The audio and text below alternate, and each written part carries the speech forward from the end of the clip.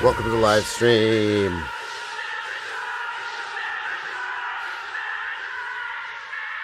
I feel like this shirt works for me. Like, as long as I don't breathe. Yeah, oh, that's a good look. Like, that's a, you know, and then that less so.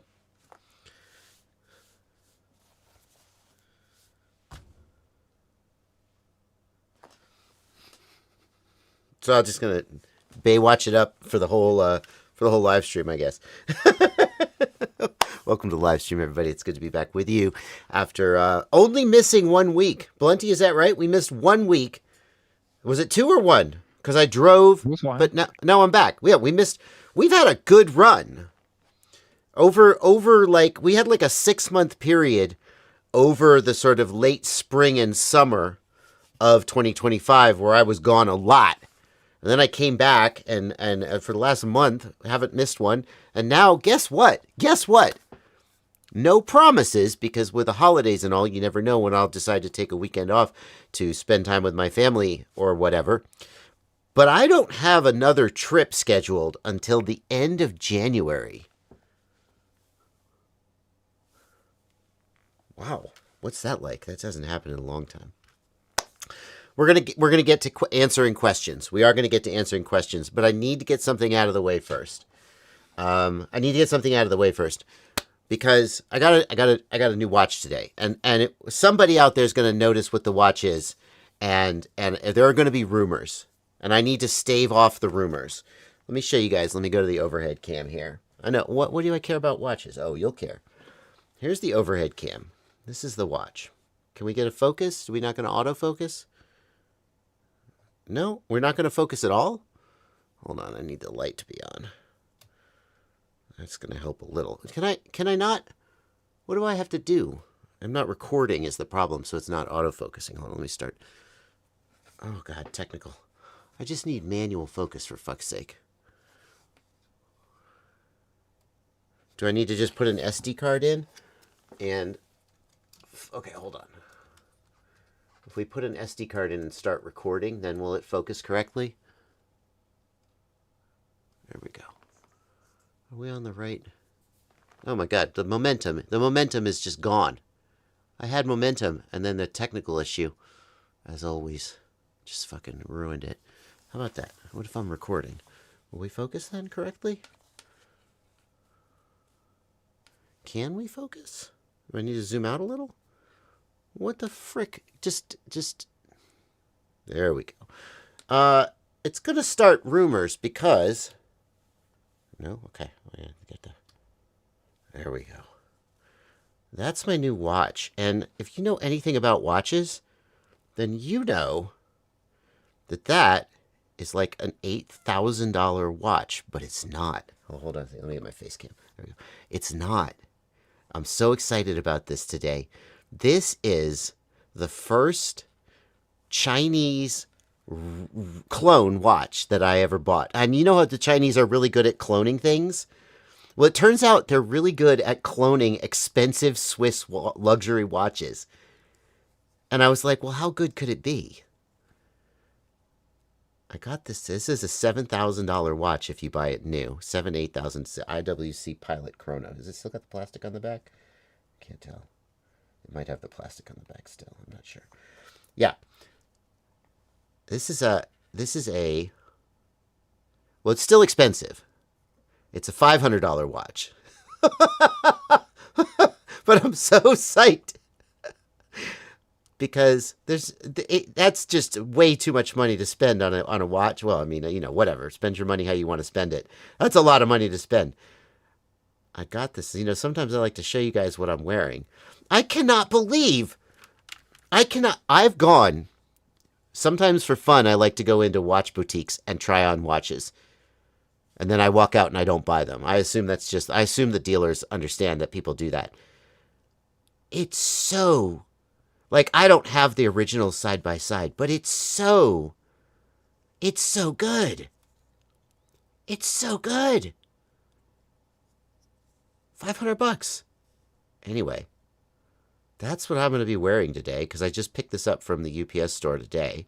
And I freaking love it. It's beautiful. It's beautiful. It's gorgeous.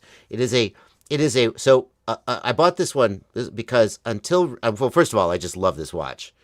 And until recently, if you wanted to get a clone of this watch, it would have some other movement on the inside.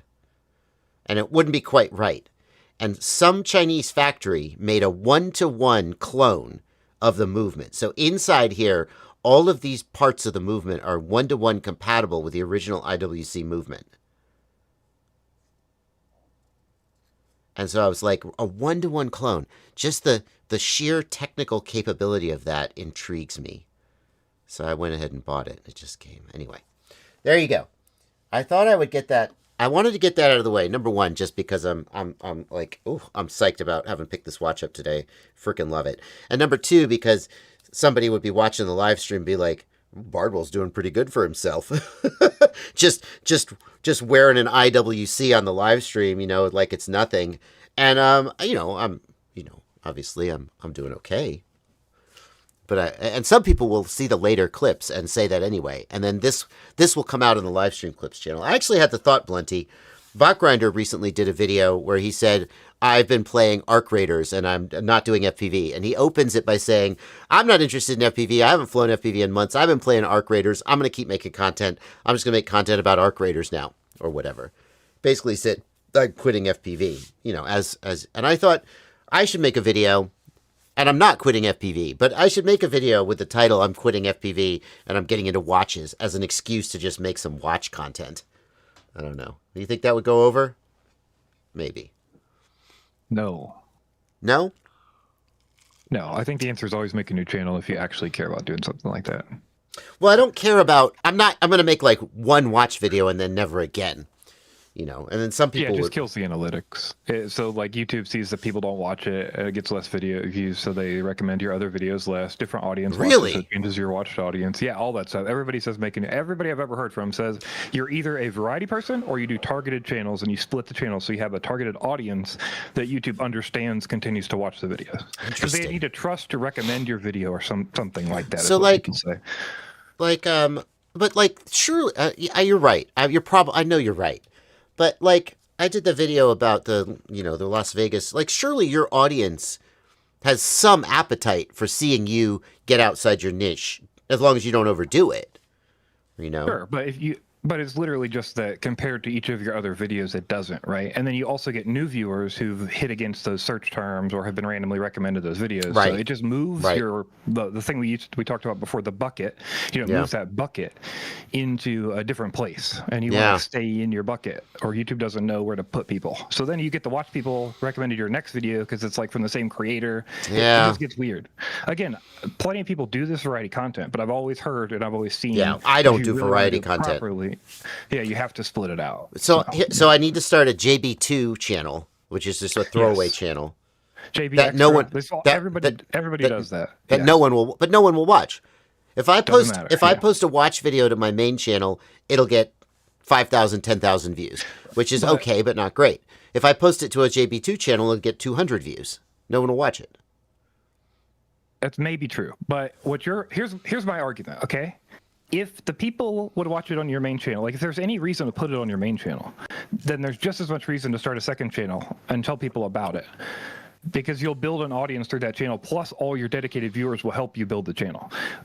If you like all the different creators I watch that have multiple channels, like their second channel will like just end up at 1 million, and they're like, "How did this happen?"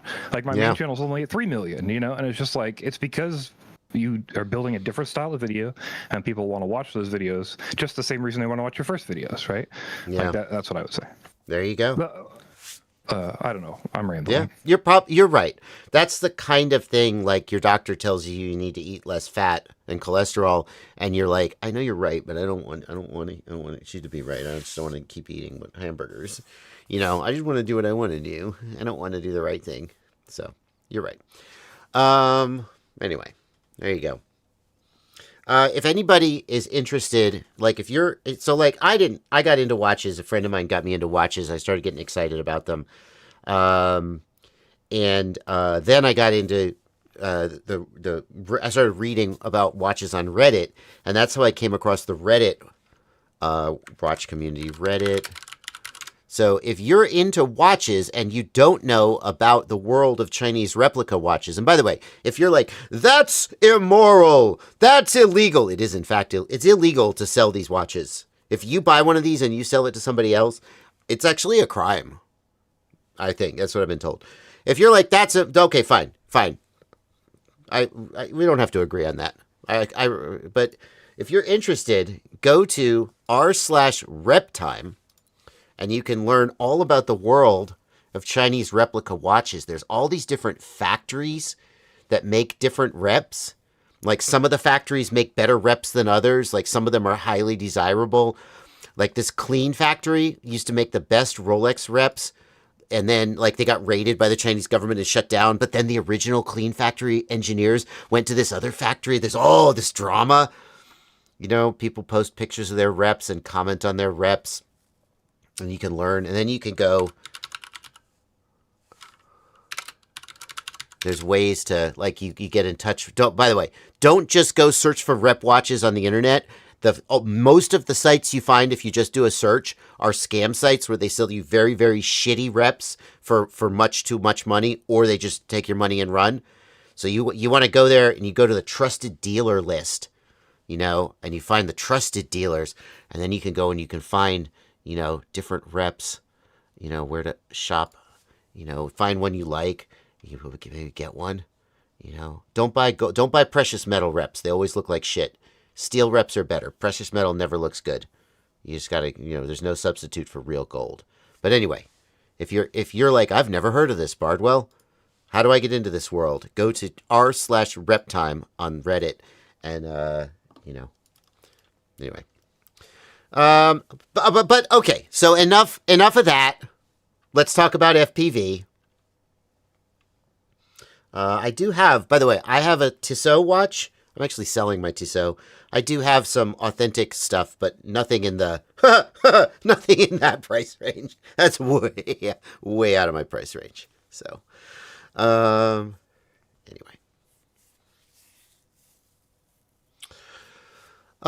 What's this hype, Captain Bry? You can plug whatever you want, buddy. Captain Bry is my hero. Without going into excess detail, I recently brought Captain Bry. I brought him a challenge, something I was trying to do that I couldn't do. And Captain Bry, and again, I don't want to go into too much detail, but Captain Bry said, "Oh, that sounds easy. I got nothing to do tonight. I'll work on that for you." I was like, "Oh, yeah, thank you, sir. That's nice." And then he, like 20 minutes later, he said, Oh, that's way harder than I thought it was. I'm so sorry. I know I said I would do that for you. I don't think I can do it. I'm not sure anybody can do it. And then the next morning, he said, I couldn't go to sleep. I was thinking about it. And so I just banged out this thing, and I kind of thought it wouldn't work, but it kind of does work. And he just solved my problem, even though he said it was impossible.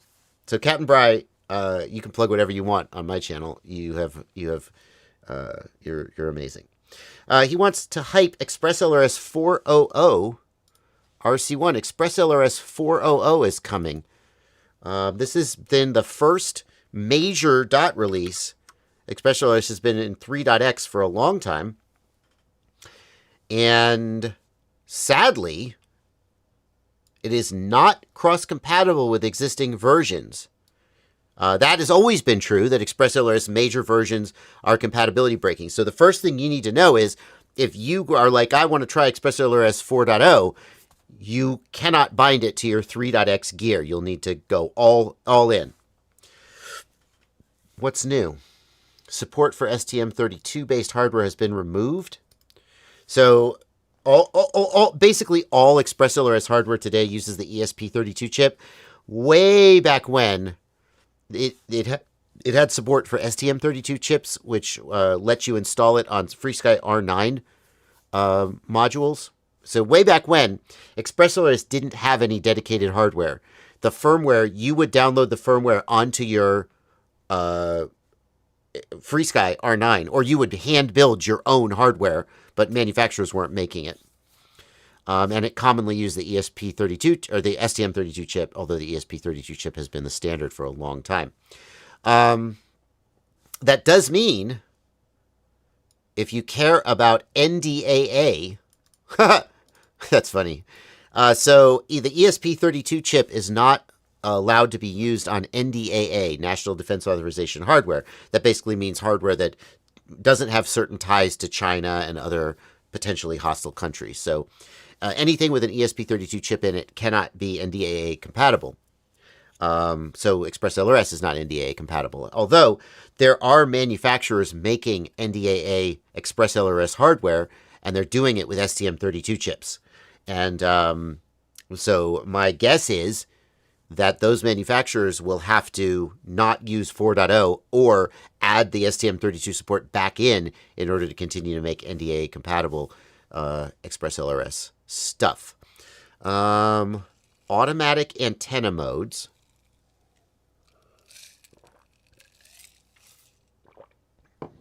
Nice. It'll use Gemini when it's available and not when it's not. Alternative arming method. Doesn't use channel 5, leaving channel 5 free. That's good. The alternative arming method works. I see. Oh, I like that. You just tell ExpressLRS what your arm switch is, as opposed to tying it to a specific channel. That's great. I love that.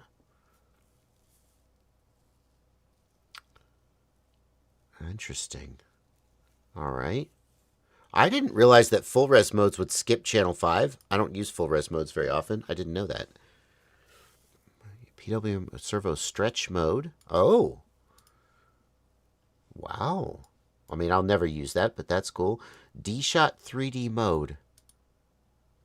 The ExpressLRS receiver can output a D-Shot 3D mode signal? Okay. I guess if you're driving a D-Shot ESC straight off an ExpressLRS receiver, that's interesting. Statistical adaptive dynamic power. Statistically models the SNR expected to result in 99% LQ and adjust power to achieve that. This improves dynamic power for the 1121 systems. Wow. Little K-pop Demon Hunters reference. That's good. So here's my thing with dynamic power. I hate seeing the LQ drop, go up. If you're using dynamic power, what I see is the LQ is 99, 95, 90, 80, 85, 82, 90, 9. And it drop. As it cranks the power up, the LQ drops and then boosts. And like, anytime I see the LQ dropping, I'm like, oh, and then it goes up and I'm like, oh, okay, I'm good to go. And then someday it drops and it drops and it drops and I'm already at max power, but I don't know that because I'm not paying attention. And then I just fail safe. So I would love to see a dynamic algorithm, maybe this is that holds the LQ higher so that anytime I see the LQ dropping, I know I have a problem. You know? Like, when I'm flying, an LQ above 95 is essentially 100, just because there's some normal variance. And an LQ above 90 is, I don't even pay attention to it, but it's like the needle's not quite pegged all the way at 100. And then an LQ in the 80s is like not a problem, but I'm like, huh, okay. You know, and I don't want to see the LQ in the 80s like ever unless I'm already at max power, would be my preference. I don't know. Maybe it already does that.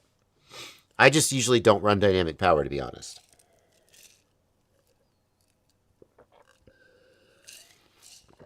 Ooh, new web UI. I like it. Double telemetry bandwidth when operating in Gemini mode. Oh, so the telemetry isn't redundant. That makes total sense. That's incredibly smart. I like it. That's going to make a big difference for anybody who is doing Mavlink. Mavlink is much more packet intensive and there's much more upstream data. So if you're doing Mavlink, if you're doing Mission Planner, if you're doing ATAC integration, the two-way Mavlink data is going to be incredible. I was flying with a guy recently, and he had a little ground station. So his ground station had a. So I've been dipping my toe more into the RG-Pilot Mavlink world, by which I mean like my toe is up to the second knuckle now instead of just the tip. Like I'm not really in that world, but I've been playing with it a little bit. And he had a ground station, and he was running Mavlink to his iNav quadcopter, which was kind of cool. I didn't know iNav could do that. And basically all you get when you do that is you get telemetry back to the ground station. But the tablet was tracking the location of the aircraft, and he fail-safed. He fail-safed, and his aircraft crashed, landed somewhere in a field. And he lost video, and we didn't know where the aircraft was. But because he had been using the ground station, he had the exact GPS coordinates of the last known location on a map. And so we got in a car and we drove to that location. And as we got closer to the location, his radio picked up the receiver. So it was still powered up. And then, boop, the GPS updated and we saw exactly where the quadcopter was on a map. And we're able to just go get it. And I was like, well, damn. Okay. This Mavlink telemetry thing, I could see some use for this. Go figure.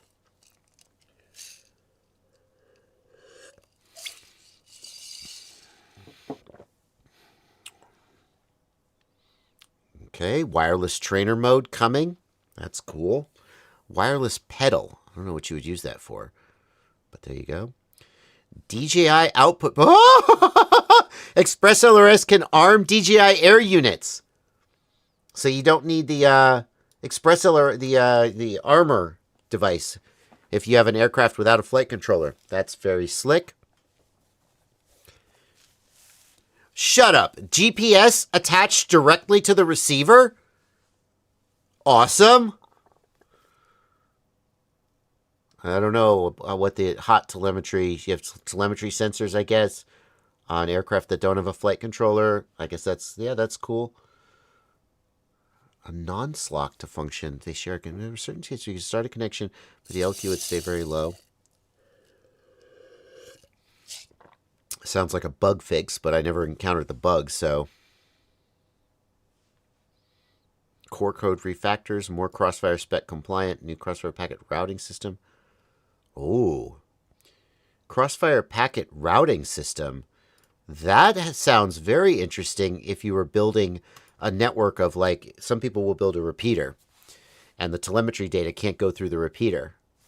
That's very interesting.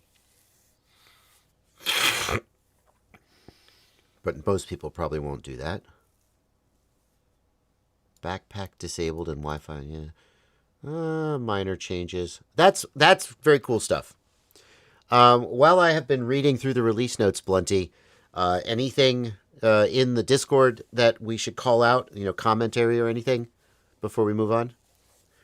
Reminder for people that if you have SPI, you're not going to be able to use SPI with this. Betaflight will need a code change. They'll have to have some kind of update in a new Betaflight version to support this. So, you might not want to run this for a while if you have SPI stuff.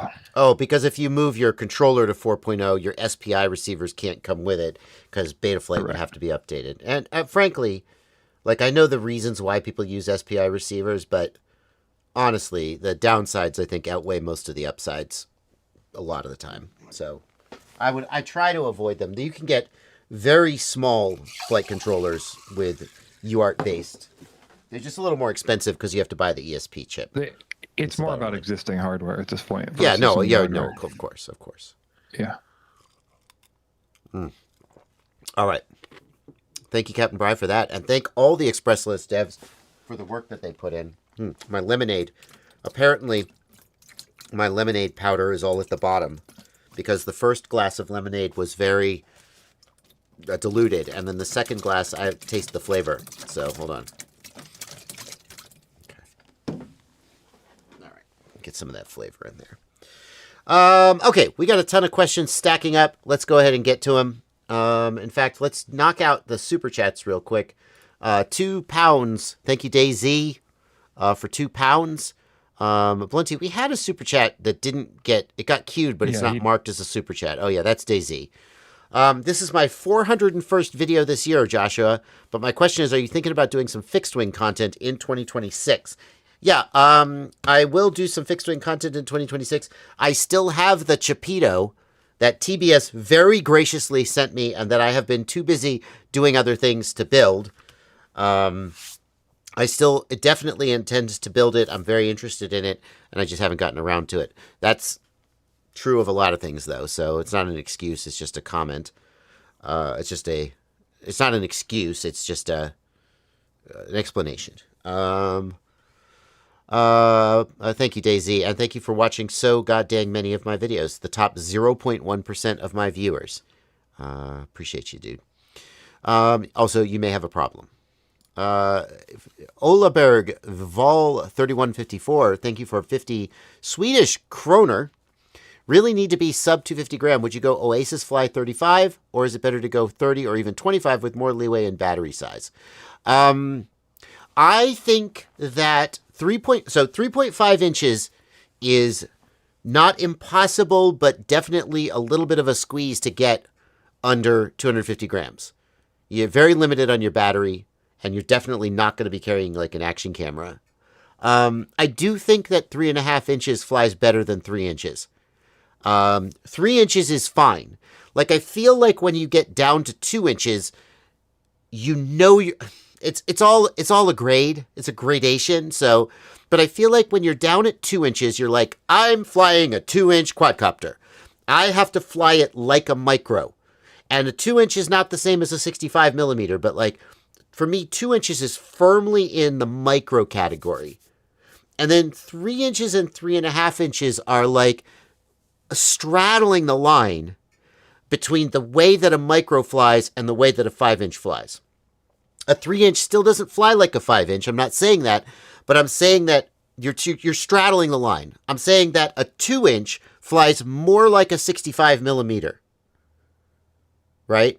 Whereas a 3-inch starts to kind of almost start to feel like you're flying a 5-inch, sort of. You see what I'm getting at? And 3.5 inch, I feel like it's a non-linear progression, where 3.5 inch feels even more, and 4 inches is like you're almost flying a 5-inch at that point, and then 5 inches is like the benchmark for racing and acro, the sort of sweet spot of power, speed, agility, durability, flingability. You know, the 5 inches it's not a coincidence that we arrived at a 5-inch drone as kind of the standard for recreational flying. So for me, I would take a 3.5 inch over a 3-inch every day, but I wouldn't be mad if I had to go to a 3-inch. They still fly very good, and it doesn't feel like you're making a ton of compromises. Whereas when you're flying a 2-inch, if what you want is the experience of flying a 5-inch, you're definitely like not going to get it. Whereas a 3-inch, it's like buying this watch. I'm not getting the full experience of buying a real IWC, but it's kind of close. Anyway, yeah. The thing I always like to remind people is that it is not intuitive, but you have to remember that a prop is a disc, and the active area, like we've discussed before, is not just under the blades, it's that entire disc. Yep. So that active area of the disc increases pi r squared, right? That's the area of a circle. So when you think about it, like, you don't think intuitively, you're like, oh, I'm not gaining that much, I'm just going up an inch. But you're actually going up quite a lot. Oh, it's huge. It's huge. Like a 3 to a 3.5 is like from 28 to 38 on the area. Yeah. You know?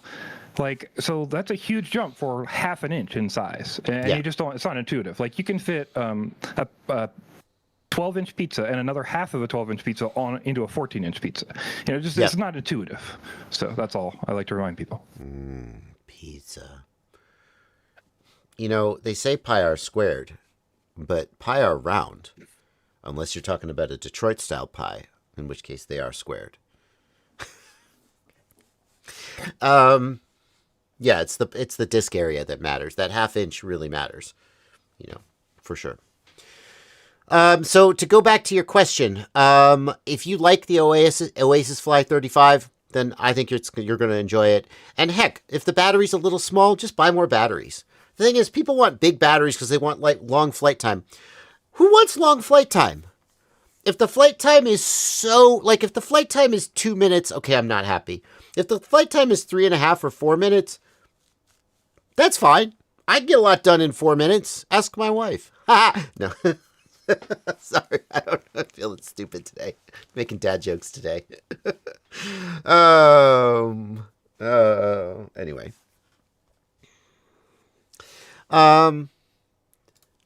Drew Markwith, thank you for a $20 super chat. Here's $20 to buy yourself a drink in case you get asked which analog goggles to buy for a third consecutive live stream. Yeah, we'll get that on the live stream clips channel. We won't have to do that.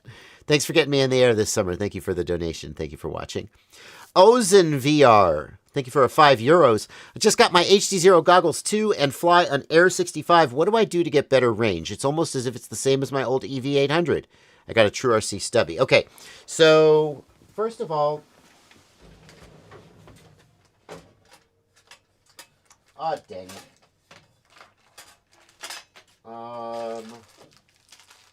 My HDZero goggles are in the other room.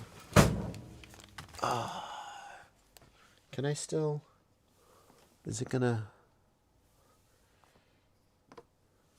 So first of all, on the HDZero goggles, this is my backup set of HDZero goggles that I still haven't put the antennas on. Maybe now is the time to do that. There we go. On the HDZero goggles, this antenna is used for the analog receiver. That is the only one that's used. Which is what it is. And when I first heard about that, I said, no diversity? And I was like, dead to me. Well, I was wrong. Because these... The receiver in these goggles is amazing. And I get better analog performance, or as good or better analog performance off these goggles with one antenna than I did off of a Fusion or Rapid Fire with two antennas. But that's a topic for another day. Now, what most people will do is they'll put the Omnis up top and the patches on the front, but that's not what I do. What I do is I put one Omni here and one here. Okay. And then let's just pop this 3D print on. And pop this 3D print on. There we go. Pop the face cover on. Hello. There we go.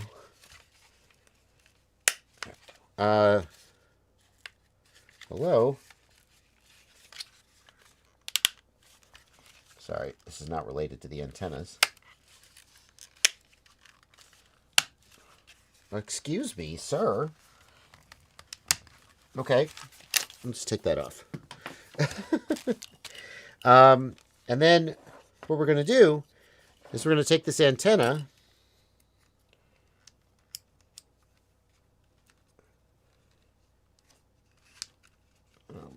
hang on.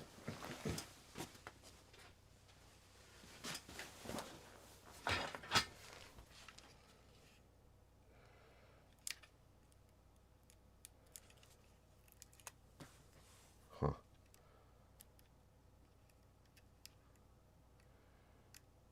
Wonder if this is the tape that has always come with this. I'm going to take this antenna and we're going to stick it on. And then we're going to run this up here like that. And people ask me, why do you have your antennas that... Ooh, that's a good looking watch. Why do you have your antennas mounted like that? Ooh, what's your secret? And it's not... That is not... Wait, what do you say Ryan said not to do that? Wait, what did Ryan say not to do? Does he say not to do something I'm doing? Because I ran this antenna setup by him, and he was okay with it. Hot breath and a t-shirt. Somebody in chat is saying something. Hot breath and a t-shirt? Yeah. Oh. I don't... What are you putting hot breath and a t-shirt on? To clean the goggles.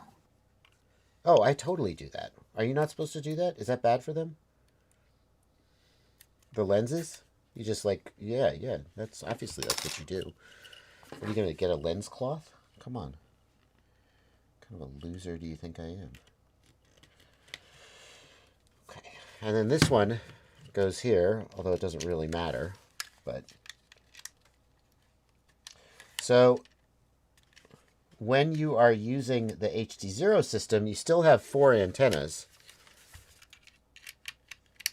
Because I don't think the HDZero system cares whether the directional antenna is on the top or on the side. The HDZero system just wants 4 inputs. Now, it does matter whether you have the HDZero system. I believe the distinction is left to right. That there are basically 2 receivers, and the way the signal is combined, it's not quad diversity. Ryan Quellet has explained this to me before, and it's complicated. And I nod along, and then I remember, and then I forget.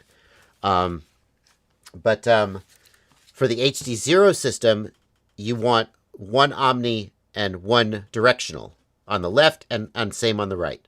So you wouldn't want 2 omnis on the left and 2 directionals on the right. That's not how you want it, because of the way the signals are combined. But this is fine. It doesn't matter if the directional is on the top or the front. That's just, we usually put the omnis on top because it just feels like that's where they should be. But in this case, this is such a pain in the ass to tighten down. I'm not sure if I have it cross-threaded or if I just... I mean, basically, you're just changing where the null is on that other one, right? Like, you're moving the null in front of you, but you're gaining outside of you with that other omni, right? You're not covering the same spot twice. Yeah, that's right. And what I'm mostly doing is I'm making the analog receiver get the patch antenna. That I see. Because only this connector is analog. This is nothing. So when you're using the analog receiver, this is the only antenna that matters. And by putting that on the patch, I get a little bit more range when I'm using analog. That's my thinking. Now, it's more directionality too, though, right? So, like, I get worse coverage behind me. But that's okay. I'll just turn my head. I don't care. That's not ideal. What am I going to do? Do it up? Yeah, okay. Yeah, so that's how I like to do that. That's how I like to do that. Yep, and then you get better range. Because the question that originally sparked this was, how do I get better range off the HDZero goggles when using analog? And I think that most people would put an omni here, and then they would get worse range, because the omni has less gain. So that's what I do. And it seems to work pretty well for me.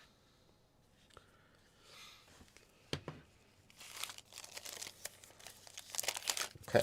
And now I've put my antennas on these goggles, which I hadn't done. Yeah, a couple people in chat are still confused. Yeah, there's only 1 antenna for analog on these goggles. It's a single antenna. Single receiver, no diversity. And it is that 1 antenna connector.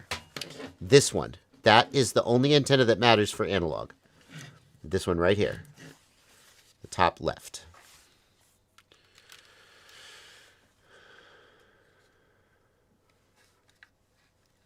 Oh. Okay. Interesting. So they've got like an anti-reflective coating. This is about the goggle lens durability update. So they have like an anti-reflective coating or something.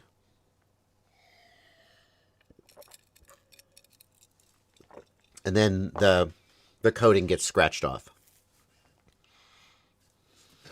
Okay. Request a pair of protective lens inserts free of charge. Microfiber. Blah. Never wipe the lens with your shirt. I'm going to wipe the lens with my shirt. Single-use eyeglass cleaning wipe.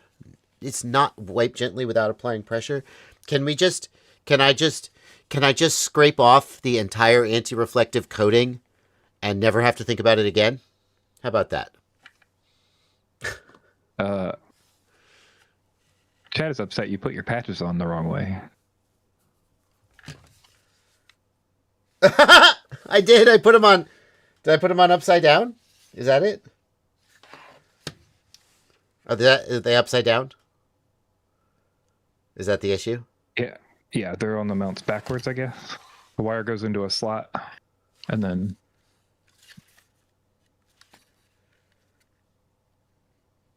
I mean, the wire only comes out one way. The 3D print. Hang on, what did I do wrong? Oh, God! You're right, I did. I mean... Oh, man. Wow. Heresy. That's what I get for doing this on the live stream. Oh, yeah, wow, no. That will not stand. That will not stand. I'll fix that off stream, though. I don't need to fix that right now. Thank you for pointing that out. Just trolling the chat, I guess.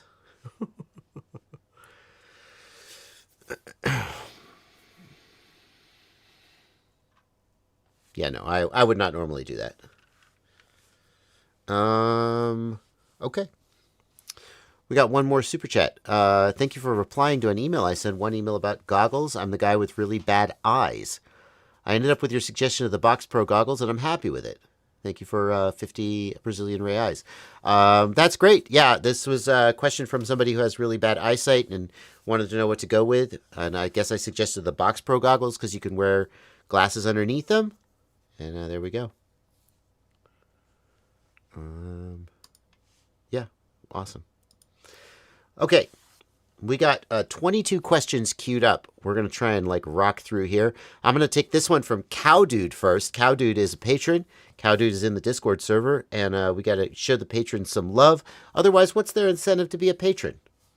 Hi, JB and Blunty. My first live stream question. I'm hoping to set up a group locally where people can come and experience and learn to fly drones, probably 65mm. It would be indoors in a hall. Do you have any advice on what gear would be good and economical for setting up such a group? Thanks and much appreciated. For 65mm, I gotta say, I'm extremely excited about the new...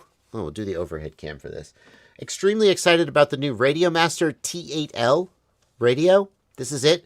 I got a review of this coming. It'll come out this week. And here's the thing. When I first saw it, I was like, okay, so it's a bare bones controller with no screen.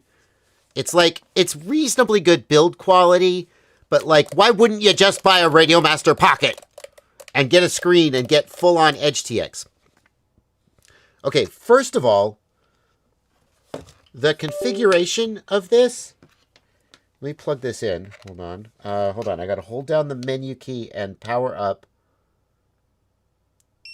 And then plug in. Okay.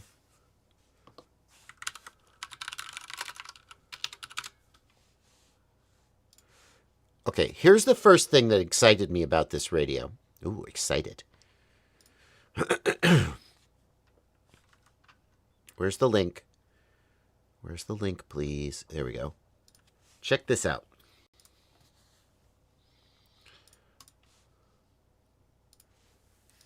Web-based configurator. So, the most basic of basic configuration. No mixers. You can remap the channels, but there's no mixing. We could do, here's the Lua configurator. Right, so here's the ExpressLRS Lua script. Calibration screen, firmware update, right? You can reconfigure some of the switches. The momentary switches can be turned into 2-pos switches. But very, very basic configuration. And I know what you're thinking. Bardwell, that's a plus. You took away a bunch of features. But I got to say, there's a lot of beginners who are going to be overwhelmed by EdgeTX and are going to appreciate this very, very simple configurator. But here's the final straw for me. How much is this? Oh, I just had the screen up. When I saw the price, it's $35. Sold. You know? Decent build quality radio. ExpressLRS functionality. $35. Done. Sold immediately. It's not the right thing for everybody, but at that price, it's going to be right for a lot of people. You barely, and that's like nothing in the world of FPV. That's pocket change compared to what you're going to spend on other things. So, first, I would say, RadioMaster T8L is the controller that is perfect for this application. Very basic controller, inexpensive, pretty, it's pretty good build quality. It feels solid. probably hold up. It's like I would totally get that. As far as drone, I mean, like a newbie drone, if you're in the USA, if you're outside the USA, you're probably not going to order from Newbie Drone because they ship from the USA. Just some inexpensive, reasonably durable, happy model Mobula 6, Beta FPV, like you're probably going to get a 65 millimeter. Just find one that's a good price. Probably I would stay away from the Beta FPV Air 65 or the happy model Mobi Light. The ultra lightweight racing ones tend to be a little bit less durable. You probably want something a little bit more durable. So Mobula 65, Meteor 65, those are the direction I would go. And then as far as goggles, that's very tough. Eachine EV100 is the gold standard for inexpensive goggles pretty much for a decade now, and it kind of still is. I'm not sure what's cheaper than that and still gets the job done. Let's see here.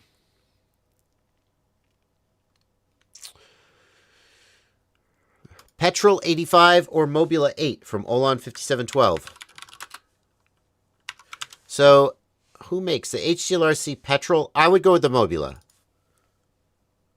So, HDLRC, like, I haven't flown the HDLRC Petrol 85, but the Mobula is such a staple, right? That probably the Mobula is the safe bet, and probably the Mobula is going to be better in a lot of ways than the Petrol 85. HDLRC, like, it could be good, but you're buying an off-brand in a way. HDLRC obviously is a very established brand, but in this space, I think the Mobula is like unless there's something extremely compelling about the Petrol that makes it like better than the Mobula, why wouldn't you just get the Mobula?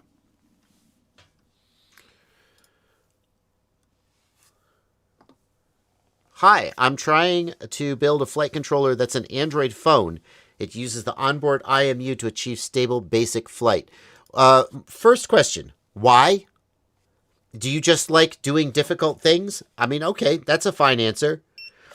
If you think that there's a compelling reason to do this, I think that you're wrong. Because, like, you can... Like, why would you run a flight controller on an expensive phone when you could run it on a cheap flight controller? So if you just like the challenge, though, okay.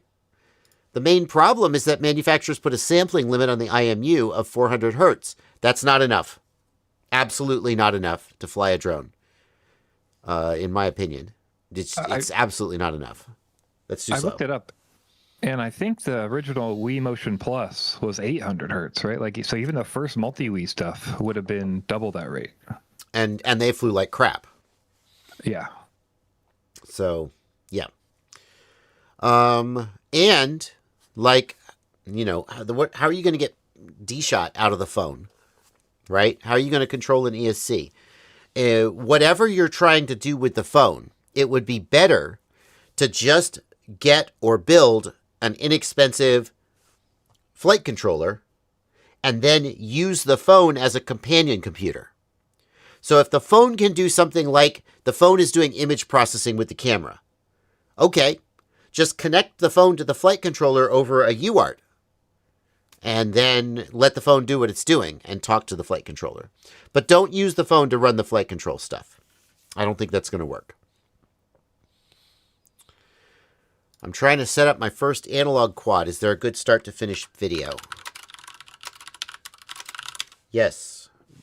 Joshua Bardwell Beginner Build Series. Build your first FPV drone today. Okay, this is my beginner build series, and I know what you're thinking. I'm not building that drone. Yep, that's true. Oh, that's the 2023. There's a newer one, but that's okay. It doesn't really matter.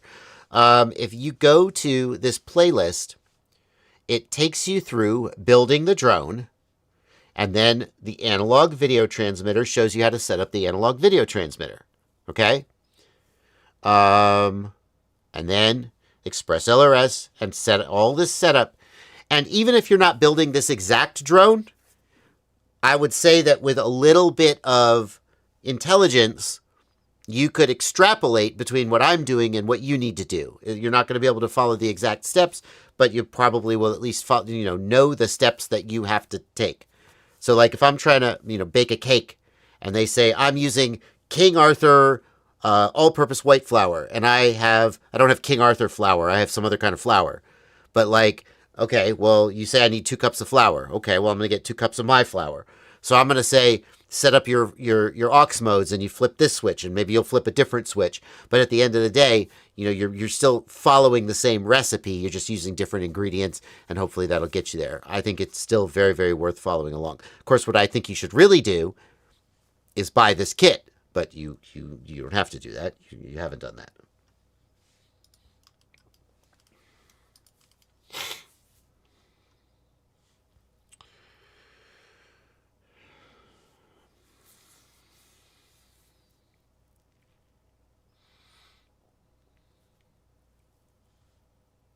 It's hilarious how vibe coded the configurator is, says Yaros. Is it vibe coded? That's interesting that you said, talking about the T8L configurator. Crom says, going back to the question about the Petrol 85, that the Petrol frame is 10 times more durable. Buy the Mobula 8 with the Petrol frame. Ooh, fair enough.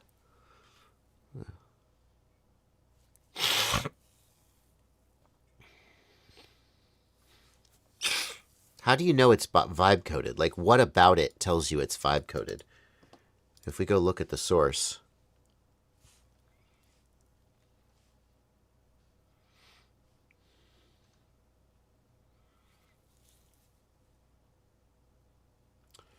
Is it the comments? Do the comments read like AI wrote this? The way each one is commented? I don't know. That feels LLM coded for me.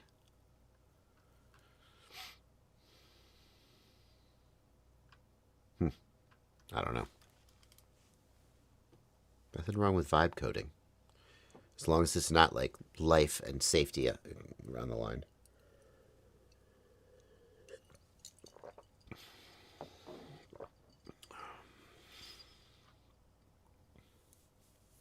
Emojis in comments and console messages. That's something developers very rarely do because it's pointless and just slows down development for no benefit. Gradients everywhere in buttons and backgrounds. AIs do it all the time. All in one file and hacky weird solutions to simple problems, like in this case.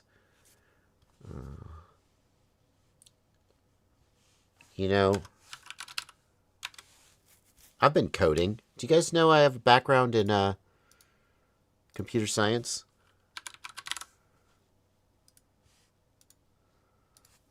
Here's what I've been coding. What better to do with that background? What's that?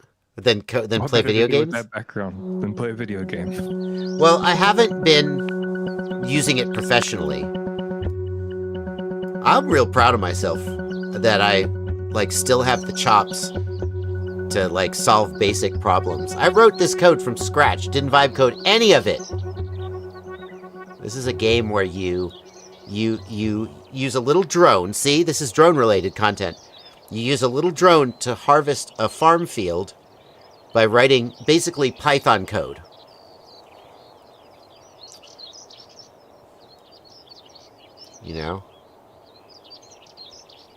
Will this code still run? I'm not sure if I've left this in a state where it runs. No, it's broken. It's well broken. Yeah, no, it's broken. I need GitHub. I need Git. I should be versioning this because I had this code working. Now it's broken and I don't know how to go back to a working state. Hang on. I should be able to make it do something. Make pumpkins. Here we go. Make pumpkins.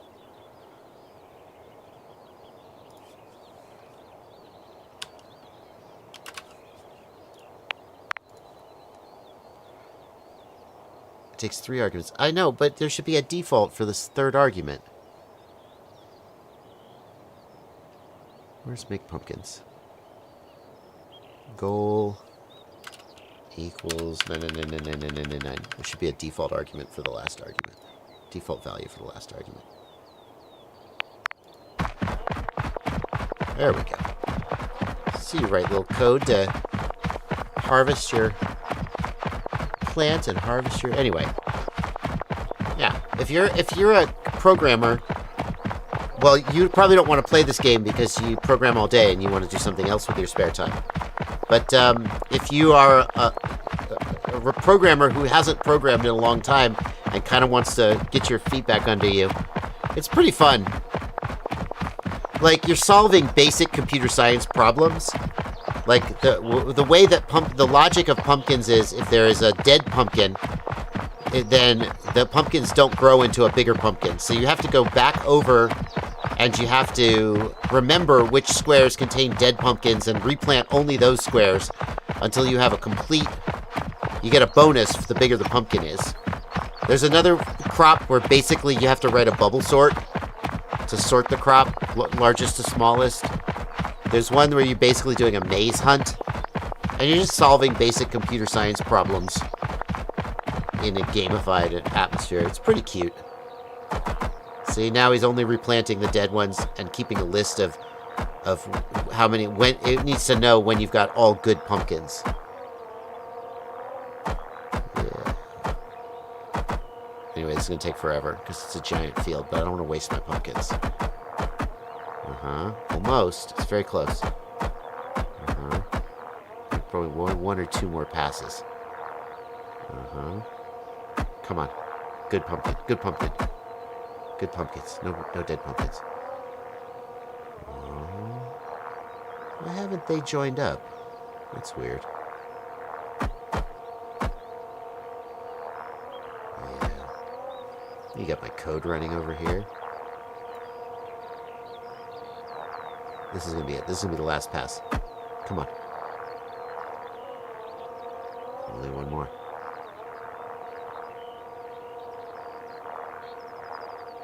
Yes, yes, yes, yes, yes. Okay, and... There we go. So now he's got to check the whole field, and as soon as he realizes that there's no more dead pumpkins, he'll harvest the whole big pumpkin. Yeah. Oh, I know we're all waiting for that moment.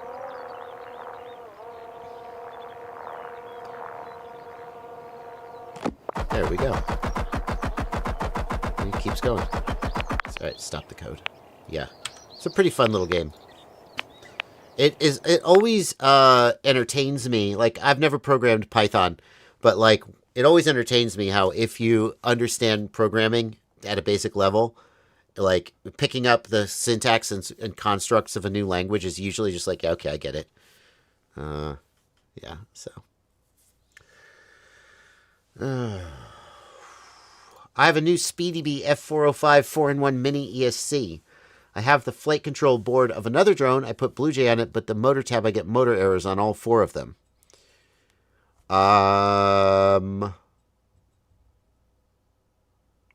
You put bluejay on the ESC, and now you get motor errors on all 4 of the motors.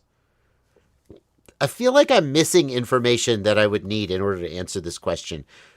I'm not sure what I'm missing.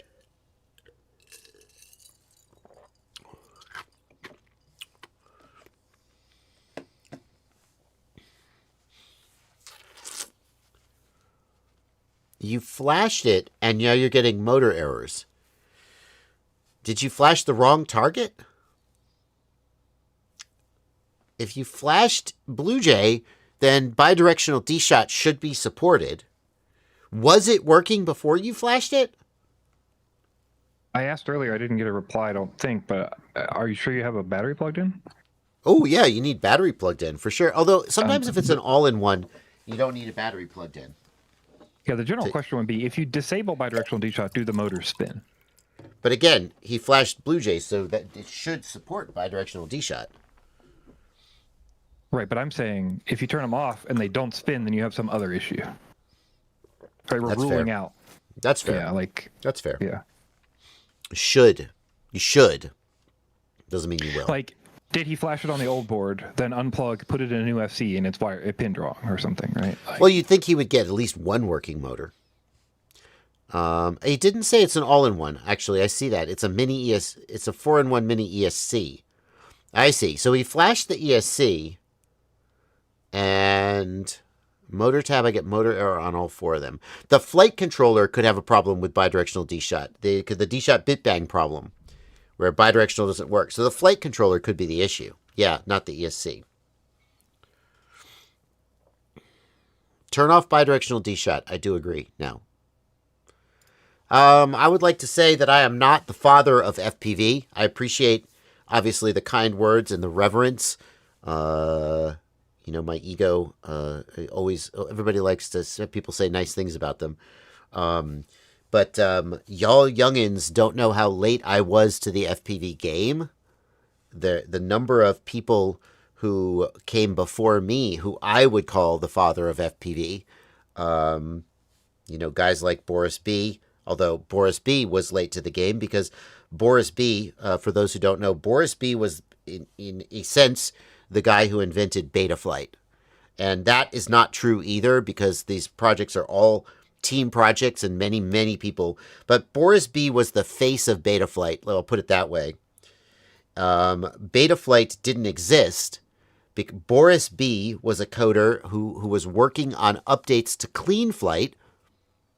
And later those changes, got so prolific that they forked CleanFlight and it became Betaflight, and Betaflight kind of took over.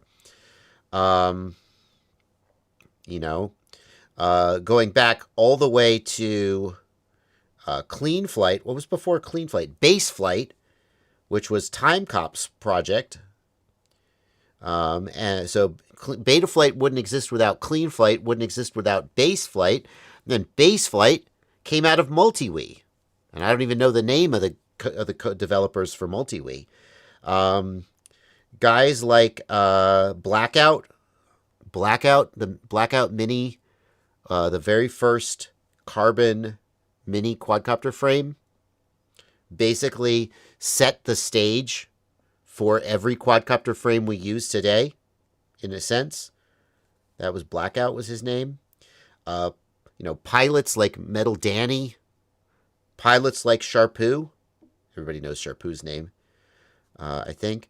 So many people, as the flight test guys even. Flight test not really first and foremost known for FPV today, known for fixed wing content. Well, FPV fixed wing content, but also line of sight. But I wouldn't have gotten into FPV drones if there hadn't been flight test content about FPV drones.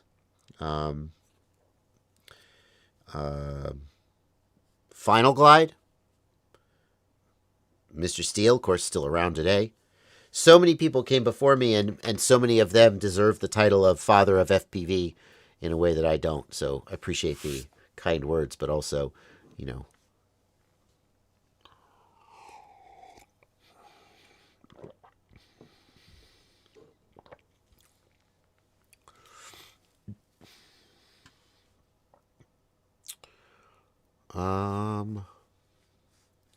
what are your thoughts on the Antigravity A1? It's fucking cool. So I heard that the Antigravity A1 uses Artosyn. Well, there's nothing wrong with Artosyn, especially if you're not trying to do like real-time FPV stuff. I think it's interesting. Yeah? Why is it interesting? Yeah. I mean, because it's not Cadex releasing an Artosyn product on a drone. What if I told you that Beta FPV is going to release a drone with a version with an Artosyn-based FPV system that is not compatible with the Cadex Ascent system, but that obviously has some parallels to it because they're very, very similar in that they're both Artosyn-based FPV systems. And now the Antigravity has an Artosyn-based system. I believe that. That's good to know. Yeah. Probably violating an NDA there. I didn't sign an NDA, but when Beta FPV reached out to me and said, "Hey, we've got this new FPV drone. It's got a Artosyn-based FPV system," and I was like, "Oh, so it's the Cadex Ascent system?" And they were like, "Nope, not compatible." And I'm like, "Oh, great. So we're gonna fragment the market even further." But at that point, I was like, okay, clearly Artosyn is the driver here. It's not like both Caddx and Beta FPV woke up in the morning and decided I'd like to make my own FPV system. What likely happened, in my opinion, is Artosyn put out some kind of an SDK or chip and was like, hey, who wants to make an FPV system? Wouldn't you like to do that? And both Beta FPV and Caddx and apparently Antigravity were like, sure. What I know from back when we were originally talking about Avatar was that Caddx got an exclusive deal for FPV on the Artosyn chip. And that was for some limited time. Presumably now this means that either that was on a specific chip, which is the older chip, or the 900 series or 9000 series or whatever, or that was specifically for a limited time and is over now, right? Because we're seeing multiple different places do FPV with the chip. So I think it's only good for people. I know we talk about fragmented and multiple standards, but when you start out with something like this, I do think you're not going to get compatibility across manufacturers. It's not possible. Oh, so you're going to have to see. Not at that price point. The other thing I'll tell you is that I know from talking to Caddx that they saw OpenIPC as a valid threat, and specifically are working with Ascent, because they're worried about OpenIPC. OpenIPC is a valid threat. Like the analogy I would use, and I apologize that it's a cis heteronormative analogy to all of the but if I've got a girlfriend and she starts getting tutored by a nerdy guy, by the way, I'm the nerdy guy in this analogy, right? I may not see him as much of a threat, but the fact that they're spending a lot of time together, I might be looking over there going, maybe I'm going to get her, take her out for an extra nice. Maybe I'm going to be extra nice to her just because maybe I'm taking her for granted a little bit. And now that there's another dude in the picture, maybe that reminds me, how much I appreciate her. Right. And so it's not like OpenIPC is this giga Chad who walks in the room and immediately I'm like, oh, I am so beta. Oh, please don't hurt me. I don't think Caddx sees OpenIPC as a massive threat, but let me put it this way. If me and that same girlfriend are stranded on the desert island and it's just us two, I'm probably not going to work as hard. Because where's she going to go? It's me or the fucking coconut tree. And that's just how human nature is. I'm not saying it's right. And we see this, and this goes back to, I've been talking about Cory Doctorow and the concept of enshittification, which if you don't know what that is, look up Cory Doctorow enshittification. It's a brilliant theory. And one of the characteristics that lets enshittification happen is when a customer is locked in. And basically, as soon as the customer is locked in, the vendor has no incentive, has very little incentive to not just milk the customer for all the money that they can and provide as little value as possible while extracting as much money as possible. And that's the direction that it goes. And that happens in, I guess what I'm saying is that happens in relationships too. And so I thought while I was listening to this Cory Doctorow speech or talk, that if I am a company and I believe I have an ethical obligation to do right by my customers and not just squeeze them for as much money as possible, the best way I can ensure that doesn't happen is by ensuring that competitors exist, that my customers always have the option to leave me, and I am always then going to be incentivized to keep the customer. And so that's what we see with OpenIPC, in my opinion. OpenIPC is, I don't think it's a viable threat today. Maybe someday it would be, but it's a long way to go in terms of optimization and refinement. But it's out there, and I think that's enough to prevent Caddx from falling into the enshittification trap, is how I would put it.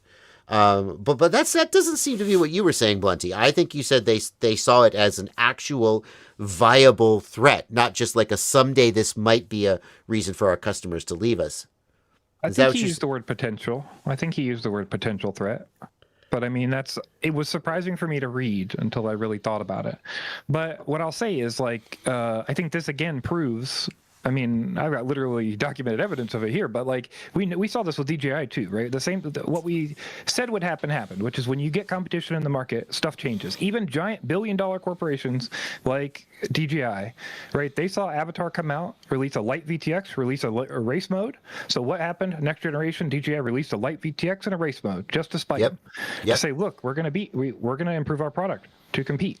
And then what do we see now? We see OpenIPC came out, right, to be another cheap alternative option, and now we're seeing Walksnail possibly push into this whole Ascent line, because they see this market open, this cheap area alternative to analog. They see this possible. Artisan's got a chip, let's do it. Let's compete. And I think that's really important. Like you said, enshittification, not my favorite word for it, but I understand why you use it. But that's the word that was coined. I think that idea, though, has been proven out time and time again. And the only thing we're going to get through this competition is improvement. We're going to get cheaper products and better products. So. Yeah. The other thing, we had a lot of people in chat asking about Artosyn. We talk about it because we're in FPV. We've done this for a long time. A lot of us know all this stuff. But for people who are new or don't understand, the basic idea is that Artosyn is a set of ASICs, which are chips designed to do a specific job. You really need an ASIC when you want to do something like digital video, because you can make it very small and light and low power, because it only does one job or a set of jobs that are all video jobs or whatever. Like it's basically like this little designed computer that's all hardwired together that does one set of jobs really well, and it costs a lot of money to produce and to develop and do all these things with. So there are certain companies that produce these. DJI used lead core for a long time, and then a lead core derivative. But we have a company that came out called Artosyn, and Artosyn made their own line of these chips. And then Caddx got a hold of Artosyn and said, hey, let's use your chips in FPV. So they created the Avatar line with the Artosyn chips, and for the first time we had a real DJI competitor, at least in digital video, with a similar technology. And then Artosyn has produced a new chip, which is a chip in the Ascent system, which my understanding is a version of that chip is in the Antigravity system, and possibly will be in this new beta FPV system. So, yeah, just looking at Artosyn's website, just so people can see what's, first of all, the spelling of the company, Artosyn, instead of Artosyn, ISAN. If you want to make an FPV system, you're not going to design it from scratch. Well, HDZero did. You're going to probably buy an Artosyn chip or something like it and then build on top of it. So what do I think of the Antigravity A1? It's badass. It's a badass drone, as far as I can tell. The 360 is very, very cool. Very cool. And it's not made by DJI, so we can get it in the US. Buy now. Oh, it's $1,500. Well, I don't know if I want it that much. $2,000. That's probably a fair price, but yeah, very cool stuff. It addresses some of the problems with 360 flying. Are these 8K cameras or are they 4K? I think it's two 4K. They call 8K, but the 2 4K is an 8K, right? So it can't be that. Yeah. The part of the problem is that when you zoom in on the 360, if you don't have a really high resolution camera, when you zoom in on the 360 to get a reasonable field of view, your resolution goes down. But I think with I think it must be two 4K cameras. Here's specs. But two 4K cameras isn't 8K. It's like 6K or something, right? Yeah, like, yeah. I mean, but that's fine. They say 8. You're right. That's not 8K at all. So hang on, what is it? Memory cards, image sensor, lens video resolution, 760 by 3840. What is standard 8K resolution? 7680 by 4320. 8K is the highest resolution. 7680. It's legit 8K. 16 times, 4 times the detail of 4K. Well, that just means it's recording an 8K video. It doesn't mean that... What's the resolution of the sensors? Let's see. What's the actual sensor resolution? Does it say? It doesn't say. 2K live view? Shut the fuck up. I don't believe you. Can anybody figure out what the actual sensor resolution? Because the fact that it's recording 8K video doesn't mean... I mean, that doesn't mean anything about the actual sensor resolution. Does anybody know what the actual sensor resolution is for this thing?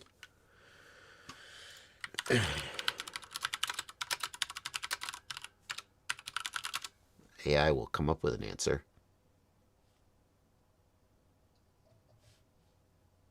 See, it captures 8K resolution. That doesn't mean that I can but you could be using AI upscaling. It doesn't mean that you're actually recording 8K. It just says video resolution 8K. It doesn't say the sensor resolution. It's a 1/1.28 sensor, but again, that doesn't tell you. I don't know. I mean, they may not be publishing that. Anyway. Do you think... Yeah, I mean, is it like a stitched 8K? Like, are they using some weird terms? Like, the way they're... It says it's the proper number of pixels, though. But who knows how they're arriving. I mean, I can take a 1080p image, up-res it to 8K, and voila, now I have pixels. That doesn't mean it actually has usable resolution. So I have to wonder if they're hand-waving a little bit. Everyone is saying it is 2x 4K. So they're just calling it 8K. They're up-resing it to 8K. Then. They must be up-resing it then. Because the resolution spec is... But then also, like, where do you put those? Because those, if they're next to each other, then you just make it up the top, or are you? I don't really understand where that's coming in. But well, what you're doing is each what you're doing is you have a 4K shell, which is half of a circle, and a 4K shell, which is half of a circle. So you have the 4K video is actually a rectangle. It's a 16:9 rectangle, but then the contents of the shell have been warped onto the rectangle. Okay. So then you take those two shells and you put them together into a 360-degree sphere, and then you take a slice out of it of whatever field of view you prefer, and then you up-res that to 8K and spit it out. But, like, you're not actually getting 8K resolution. That's how I see it. Yeah. All right.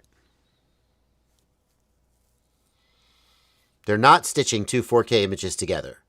They are taking, and this is true not just of the anti-gravity, this is true of every 360 camera. You've got two sensors. The sensors have a 180-degree lens. Each sensor captures half the image. But that image is a 180-degree warped slice. And you then take an arbitrary slice out of that. If you want a 180-degree field of view, great. You've got the full 4K. But it's 180-degree warped. If you want to take that field of view and shrink it down to something that looks more like a traditional lens, you now have a much lower resolution slice, right? So even though it's a 4K sensor, you are not getting anything like 4K resolution in the final image because you don't want an ultra wide angle fisheye view, probably.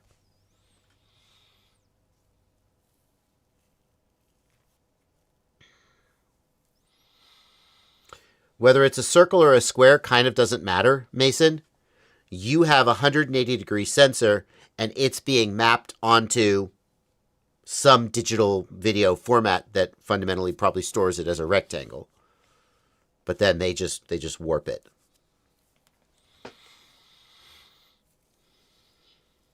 There isn't a video format that stores images as a circle, though, so it's going to be a rectangle or a square. Okay.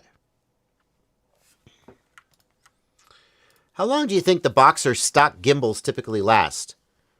I think if you got 700 of hours off your gimbals, you're doing great. The Hall effect gimbals should last basically forever. Same with the HDZero. There is no mechanical part in the Hall effect gimbals. There's a ball bearing that rotates and pivots, right? But that should last thousands and thousands of hours. It's not like the old brushed potentiometer gimbals where there was a carbon brush and a strip, and that would wear out after some amount of time. The Hall effect gimbals have essentially no moving parts. They have no wearing parts. The only moving part is the ball bearing of the gimbal itself, and that should last a long time because like you're not stressing it that much. The advantage of the Hall effect sensor is that it should never wear out. That's what I would say. Now, in reality, does it wear out? You know, maybe.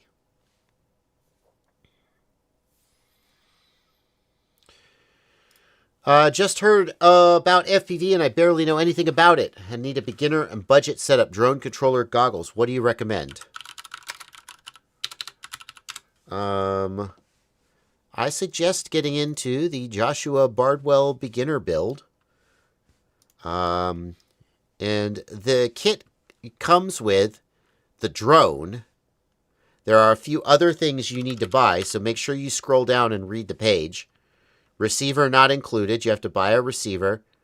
And if we keep scrolling down, there are recommendations here. Recommendations for battery, battery charger, goggles, props, other things you might want to buy. And it's all there. So that's what I would suggest. I should probably do a video, shopping guide for beginners. I haven't done one of those in a while. I'll bet that would get some interest. I have Fat Shark Dominator SEs that I modded with the TBS Fusion and Power mod. This question is from Cats Are Distinguished. I like your username. They've worked for the past 6 months, but now when I plug in my battery, the goggles turn on for... They turn on for... That's it! They're literally... The question does not continue in the chat history. There is this question... damn, you had me. Continuing. Super Mad Max says, I bought a Moz 27 with 03. I have DJI V2 goggles and never updated them. I also need to install a Crossfire receiver. Where do I start? What programs do I download and what version of Betaflight?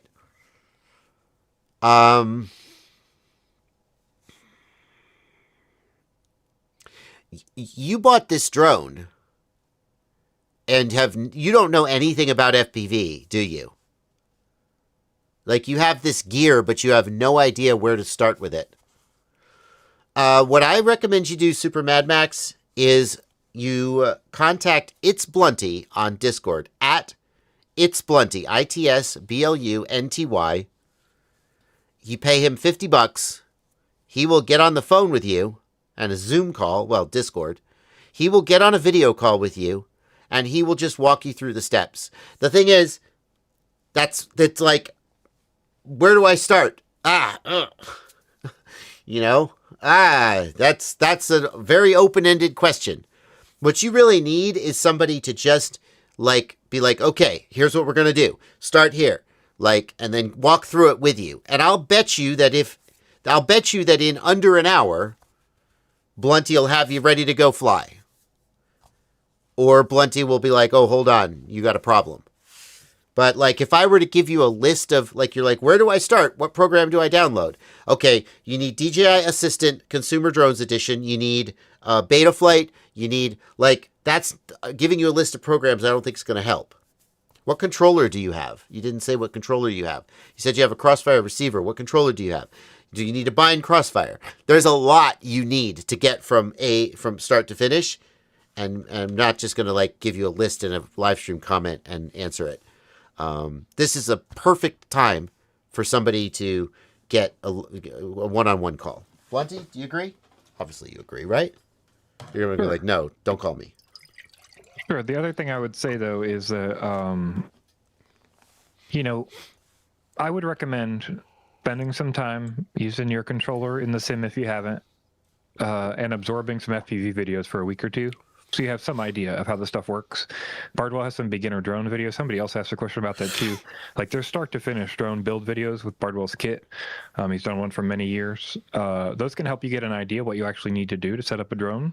And then if you're wanting to do half of it yourself and then get help with the other half sort of thing, you can sign up for JB's Patreon and then hop on JB's Discord and we can help you walk through individual steps. But the sort of thing I would expect to see is hey, what like a more directed question, I guess, is what I would say. Like if you can ask that into Discord, it's very possible somebody will help you, but it's also possible nobody will want to sit with you for hours and go back and forth over text to do everything. That's all, and nobody's getting paid on the Discord. So it's like an optional thing.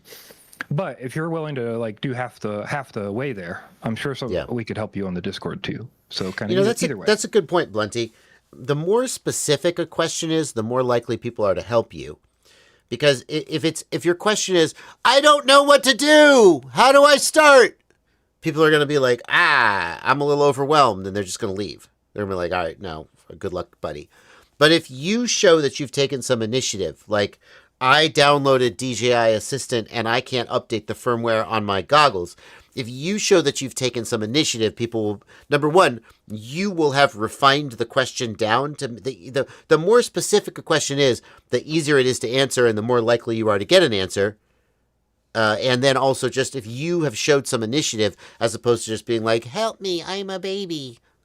People respect that. Well, the thing is, like the more you put forth effort in the question, the more I understand that I'm not wasting my time helping you. And that can sound harsh to somebody. That can sound harsh to somebody in the beginning because you're like, oh, I'm just new, I need help or whatever. But you have to understand that like somebody is dedicating their time, even if it's just a message or two, right? That's sitting in my brain for a little while. I'm thinking back and forth about how to help you. I'm knocking back to some other people. I'm coming back to check the chat to see if you responded, like that sort of thing, right? And so you're like dedicating a little bit of energy to that. And so it's much easier to dedicate energy and goes, my drone's broken, how do I fix it? Like that's going to be 10, 20, 30 messages. I don't know anything about what you know, right? Like all that kind of stuff. If you just say like a specific question, like what version of the firmware do I need to use in this case? Happy to answer that. And then we can get into a different dialogue, right? You can ask follow-up questions and people can answer as they're happy to do it, and people will come in and out of chat. But like, those kind of things will make it infinitely easier. And I think a lot of people don't understand. They're like, I'm just asking a question and you can tell me what I need to tell you and I'll tell you back. But remember, that's going to create this dialogue and time and all these things that are going to happen. So I think a lot of people don't really get that. And I think it's good to point that out. Good point, Blunty. Thank you. It's the same thing as don't ask to ask. People may have seen the website don'tasktoask.com. People say that a lot in chats, right? Because people will come in and go, hey, can I ask a question?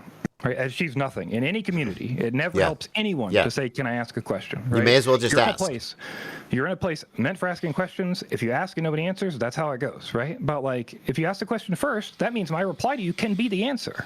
Instead of me saying, okay, what's your question? I have to wait for your answer, that sort of thing. So same concept. Okay. Awesome. Good point. Madstech has another comment about the Artosyn chip developments. Artosyn says it's an interesting possibility that the modified Wi-Fi driver that means you can do things like OpenIPC has shaken Artosyn to open the doors a bit. In other words, what Artosyn seems to be saying, what Madstech seems to be saying is that OpenIPC was a threat to Artosyn. And I almost see that as more plausible than OpenIPC being a threat to Caddx. Because OpenIPC is not a threat as a finished FPV system. Caddx sells a finished FPV system, and OpenIPC is a long way from being a finished FPV system. Not saying they can't get there, but they're a long way from it. But the idea that the core work that OpenIPC is doing might be adopted by someone who's going to compete with Artosyn. Someone will take the core of OpenIPC and turn it into an Artosyn-like product that can be sold to someone like Caddx. To me, that almost seems more plausible, and I could be wrong. Somebody out there could be going, no, that's ridiculous, Bardwell. That almost seems more plausible than that OpenIPC would be a threat to a manufacturer of a finished FPV product. And that Artosyn, Madstech continues, while Artosyn has worked with many drone companies like Ascent, Star RC, and now Beta FPV, is a lot more than they have opened up to before in the world of FPV.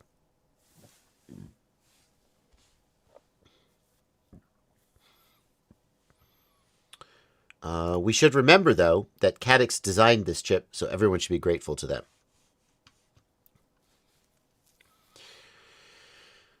Chris Berg in the Discord asks, I have a TX16S Mark I, and I love that radio. It runs a little bit slow, but it's usable on HDX2 11.1. As HDX evolves and H-family procs become more prevalent for color touchscreens and radios, does it make sense for RadioMaster to release a Mark III with an H-family processor? Chris, I don't think the TX16S is going to ever get a Mark III. I could be wrong. But, like, for example, the TX16S didn't get... it only has 250 milliwatt ExpressLRS because going over 250 milliwatts ExpressLRS requires active cooling, and the TX16S would have required a substantial redesign to put a fan in to cool the module.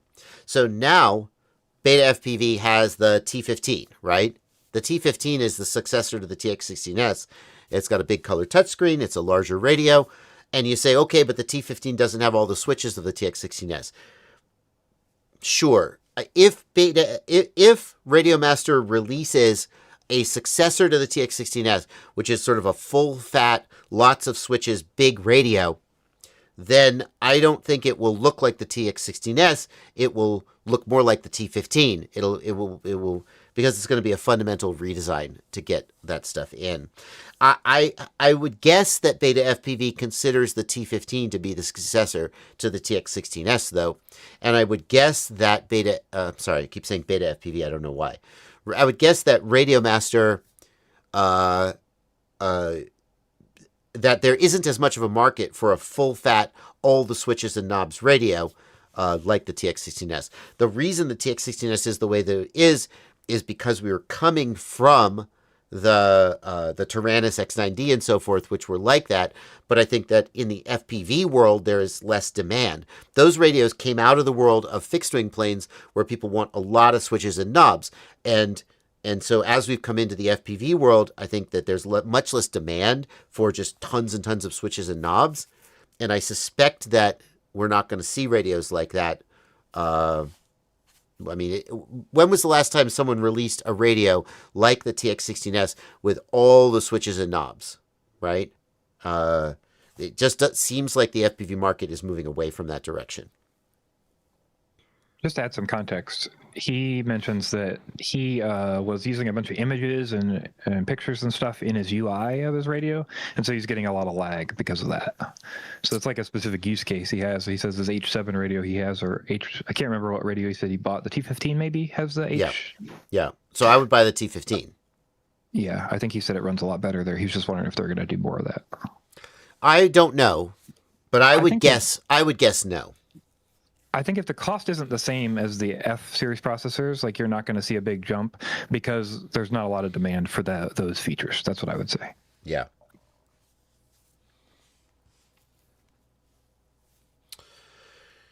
Do you know if VTX output power is affecting the lifespan of a tinywh VTX? This question comes from Timo Schmutz.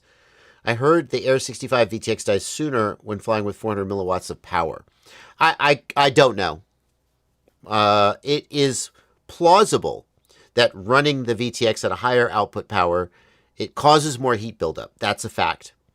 It's generally these VTXs, though, will reduce their output power when the heat gets too high, to the point where they'll even shut down. My gut answer would be no, it doesn't reduce the lifespan. My gut answer would be that if it gets too hot, it will reduce the power and shut down, and it will be fine. But if running it at full power did reduce the lifespan, I would consider that to be a design defect and flaw. It shouldn't. But I can't say for sure. Billy Gallagher asks, drone lost video all of the sudden. Now the LED on the O4 Pro doesn't turn on unless I plug in USB. I'm sorry. Oh, okay. Unless you plug USB into the O4 Pro. So basically the O4 is not getting power, right? That's what you're describing. So I would go to wherever the red and the black wire from the O4 connect. That is where it's supposed to be getting power from, right? Get your multimeter out and check for voltage. Is voltage coming out onto those wires? This is the classic case where you have to get a multimeter and test for voltage. If there is not voltage, that's why it's not powering up. And then you have to figure out, did the voltage regulator on my flight controller die? Do I need a new flight controller? Do I need to power the VTX from another source? For example, the O4 Pro can take VBAT voltage up to 6S, right? Pretty sure. And it's been a little while, but I'm pretty sure about that. Don't fry your O4 if I'm wrong. I always just plug it in and run it off a regulator. That's why I'm not sure, but I'm pretty sure it can take up to 6S. And so you could move the red and the black wires over to your ESC plus and minus pad and run it directly off of VBAT. I don't know. But basically, it sounds like the O4 is not getting power, and you need to get your multimeter out and start tracing wires and testing voltages. That's the takeaway there.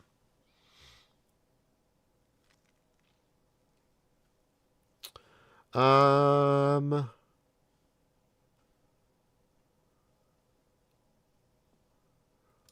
have the SpeedyBee F405 V3. I'm unable to connect with Betaflight as the flight controller appears in the port, but error, no configuration was received within 10 seconds, communication failed. So what I would do in that situation is I would start by flashing it, just in case it has some other firmware on it or something like that. The SpeedyBee F405 can run both iNav and ArduPilot, so it could have wrong firmware on it. Hold down the bootloader button, plug in USB, and flash it in bootloader mode, and then see if it can connect. That's what I would do.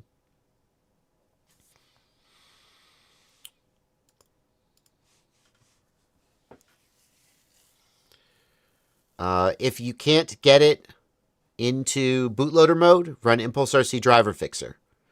If after flashing you can't get a COM port, you may have a driver problem. I didn't think of a driver problem immediately because I assume he says FC appears in the port. That says to me that the COM port is showing up when he plugs in USB, and so driver is not my first guess.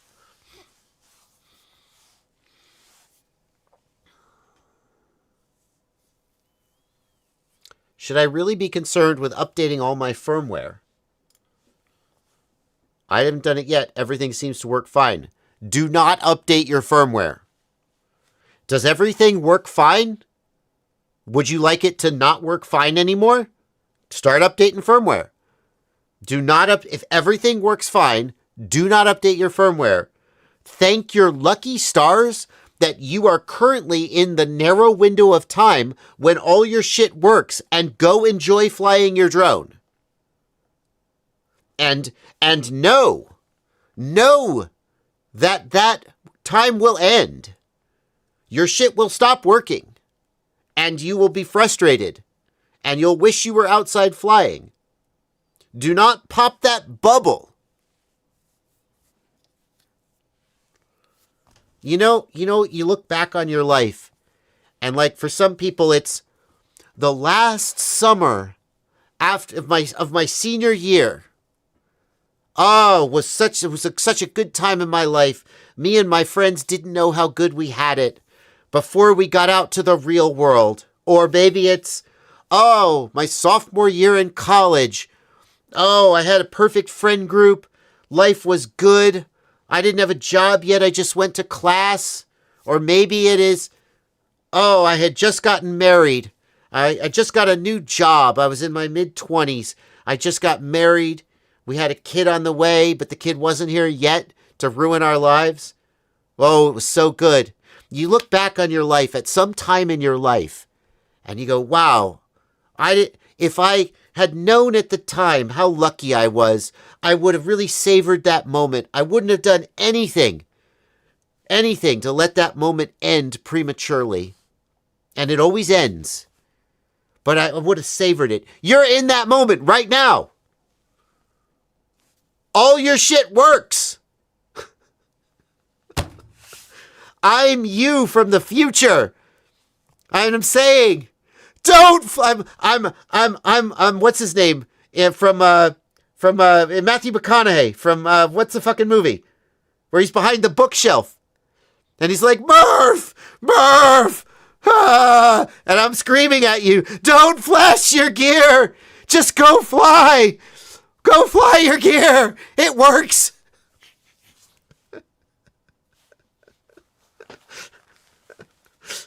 Interstellar, thank you. You shouldn't even be watching this live stream right now. You should be outside flying.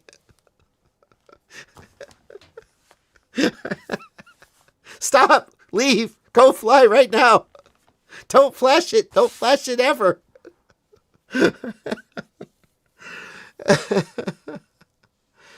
Oh my gosh. It'll all be broken. If you go fly, it'll all be broken. And then you'll have to fix it. Oh my gosh. I just have to see what time it is. Oh God. Golly, that's a beautiful watch. Such a beautiful watch. Oh man. I hope it lasts. I hope the movement. It's beautiful. The weak part will be the movement. The movement will die. And I'll be like, oh, I should have paid $8,000 for their real one. I'll never say that. Sorry, IWC. I know it's not fair. I know like it's illegal and wrong that this Chinese company is just making clones of your watch. I don't care.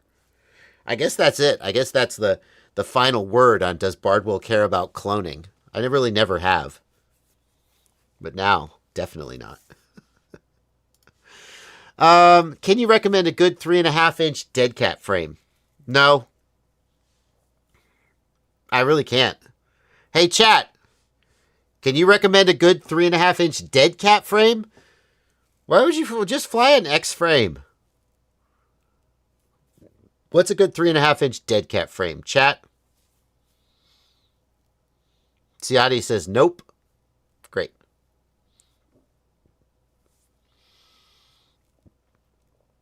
SEQURE 35, people are saying.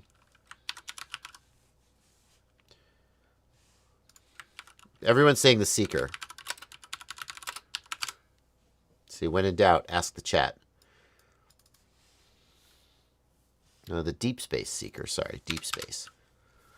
Why did I say GEP-RC? I said Beta FPV earlier. I don't know. My brain's crossed up today. Oh, okay. Yeah. That doesn't look terrible. I like the orange better. I mean, I would run it without the side plates, to be fair. Is that a deadcat? It's a deadcat or XL. All right. That looks good. I don't hate it.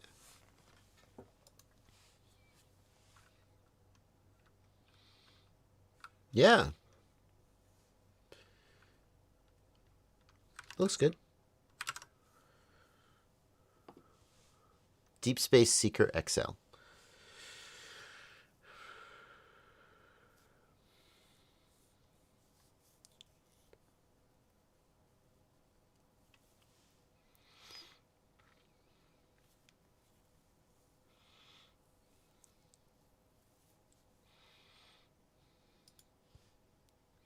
Any disadvantage to the squashed X frames over the True X and Deadcat style? Theoretically, a squashed X. So the advantage of a squashed X, which is a True X, but then you squish it so that you still don't have props in view, but it's symmetrical. The advantage of a squashed X is that it's symmetrical, which means you don't have any coupling of pitch, roll, and yaw. With a Deadcat frame, the front motors are wider than the rear motors. And so when you do a roll, the torque on the front of the drone is different than the torque on the back of the drone. And when you do a snap roll, you get a small amount of yaw. That can be the case.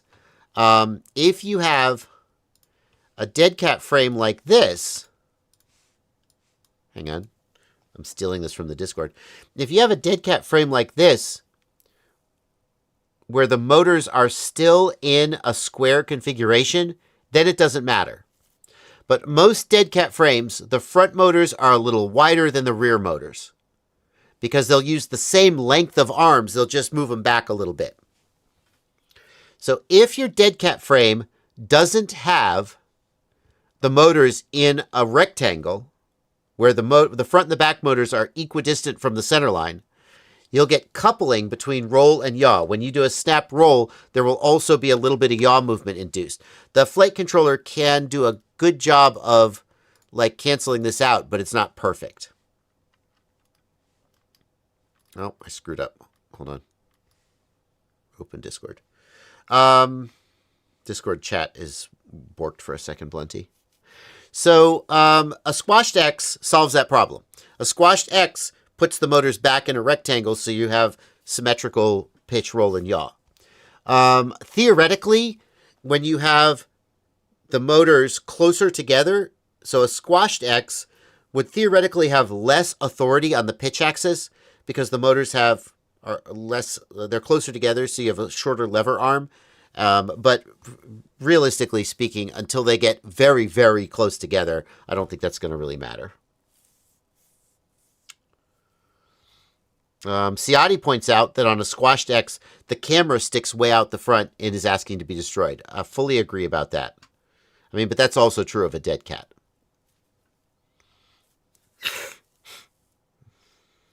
DC says, I don't know of a single dead cat frame where the front is wider than the rear. Well, you youngins today don't know how it is. It used to be that what they would do to make a dead cat frame is they would just take the front arms and bend them back. And so you would end up with like a T-shaped frame, and they called it a dead cat.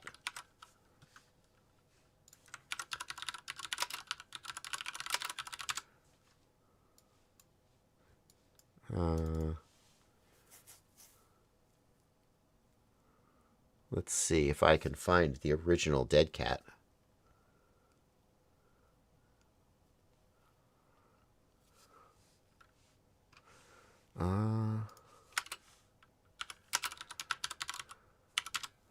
We're going to go back to the original dead cat. Now, the original dead cat was an X configuration. This is a taxidermied cat that has been turned into a drone. No music. I can't believe every time I do this story, I can't believe it. Oh my God. I've never seen this video. I've only ever seen pictures.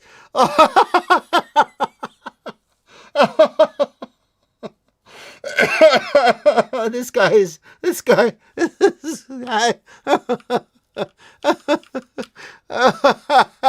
So the original dead cat was actually an X configuration anyway. I don't know why we call them dead cats.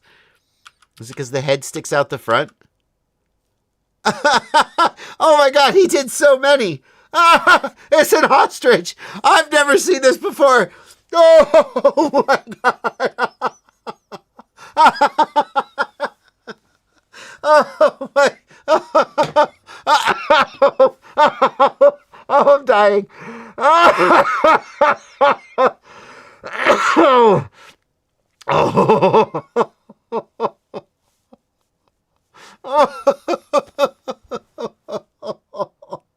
It's an ostrich. It's a taxidermied ostrich that's been turned into a drone.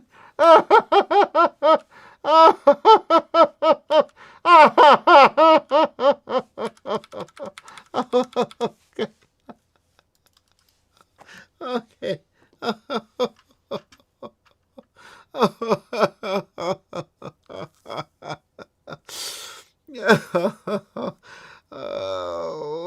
Okay.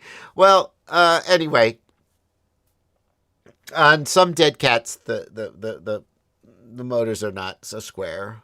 Is all my point is. Oh my gosh. Oh, that's great. Maybe I'm wrong. Maybe that never happened. There was a style. Maybe it was a T-frame that I'm thinking of.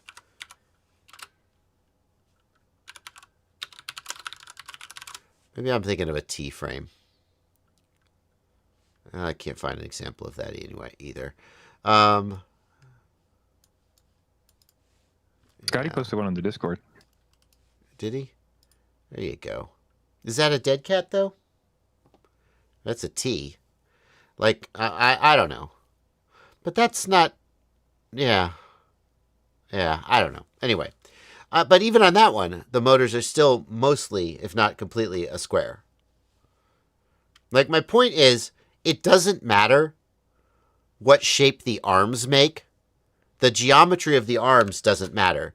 The geometry of the motors matters. So what I mean by that is, if the motors are in a square,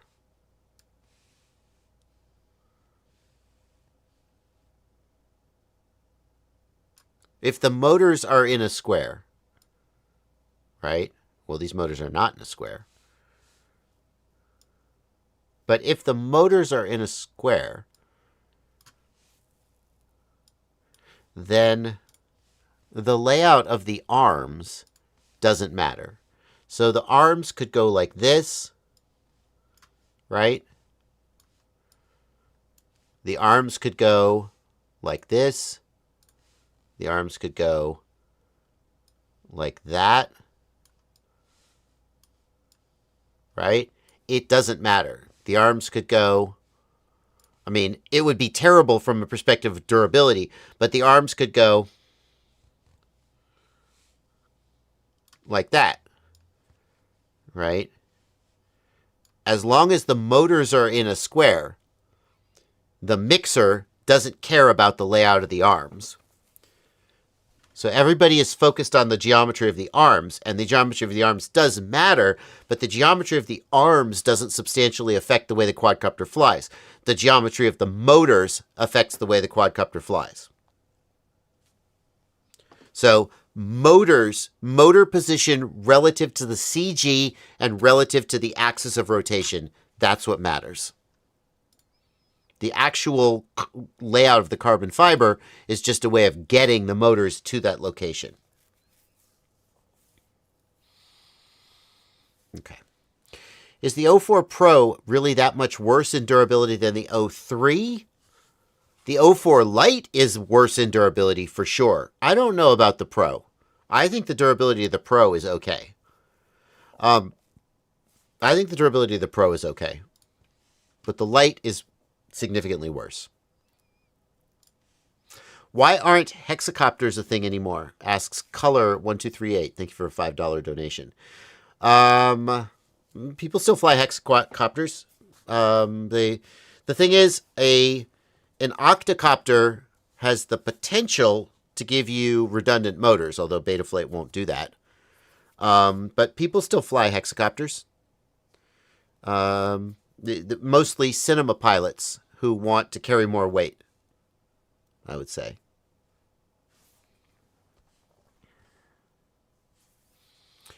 I mean, hobby pilots tend not to fly hexacopters because quads fly really good and hexacopters are just more expensive. Yeah, the HDLRC Y6 is an example. I wonder if he's talking about a flat hex, though, not a Y-style hex. This is pretty cool. The HDLRC Recon Y6. Hexacopter. Y layout hexacopter. Like, it's kind of a novelty, right? Like, what's the point? The point of a quad like this is that you get more thrust in a smaller footprint. I don't think a lot of people are just building like a flat hex. Because you get the performance you need out of these smaller drones with a quad layout, generally. So the other thing is that, so like what you'll do is you'll have a quad layout and you'll get up to like a 10-inch drone. And then if you need more thrust, you'll go up to like a 15-inch quad. Or if you can't go to a bigger drone, you'll go to a coaxial octo. And basically, you'll have the exact same frame as you had when you were a quad, but you'll have two motors on each mount.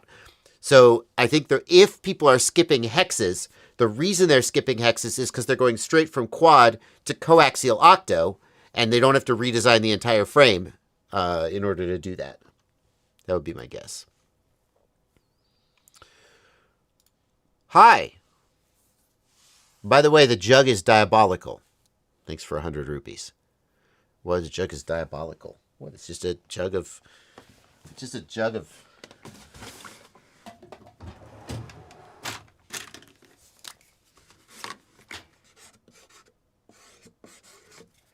What? It's just my jug of PCP. You like PCP? I got a gallon of it. Oh, for those who don't know, that's a reference to a Kids in the Hall sketch. It's a great sketch. You know what it reminds me of is GHB. Why does it remind you of GHB? Because that's how people drink GHB. People what? That's how people drink GHB. It's like and it normally looks that color because it's floor cleaner. GHB is floor cleaner? Yeah. Comes in some floor cleaner. Yeah. GHB, like... Good. You should not do GHB. I'm just saying, it reminds me of GHB. Kids in the chat will know. Okay, I guess I'm out of... Kids in the chat. Wait. First of all, are we going to get demonetized for telling people that they should drink floor cleaner? No, I'm saying specifically you should not drink floor cleaner. Well, here's the thing, Blunty. If you say readily available household chemical X has illegal drug in it, but don't drink it because it'll get you really high, but it'll be super bad for you, the kids are going to go drink it. I think we should not tell them where that floor cleaner has GHB in it. Does floor cleaner really have GHB in it? I don't know if it does anymore, but it certainly used to. Let's just say it doesn't anymore. How about that? But it has like ammonia in it. Yeah. Brother, drug users, a lot of drug users are not smart. I don't know if you knew this. And they're getting GHB, dumber. You're probably not in the, yeah, I mean, GHB is not a genius drug. Let's say that. Okay. Yeah, let's definitely say that. Okay. You got me on that one. I did not know that. I know some obscure things, but I did not know that. I mean, people take ketamine and think it's fun. Why not DHB? I don't know. Oh, are we supposed to be family friendly? Have we crossed the line? Okay.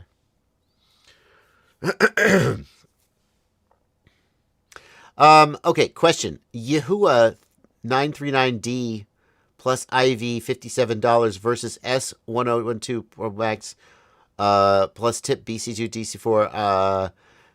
Okay, you're asking about soldering irons. 939D plus versus SI012 Pro Max. Is that right? Okay. 939D plus 900M tips. 939D plus soldering iron review. Tips are interchangeable. Oh, here's EEV blog. That's where I'm going to go for sure. EEV blog. First is the SEQURE. YIHUA 9, the Samsung CPU. Let's see what they have to say. I mean, they're very different animals, aren't they?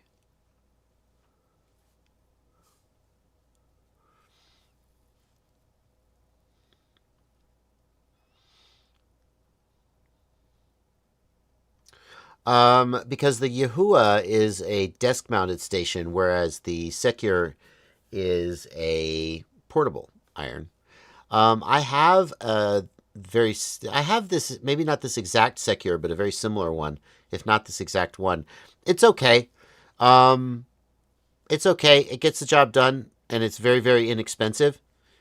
But the question would be whether you need something portable or whether you need something desk-mounted, because it seems like the YIHUA is going, just by nature of being sort of bigger and sturdier, it seems like it's got this big transformer.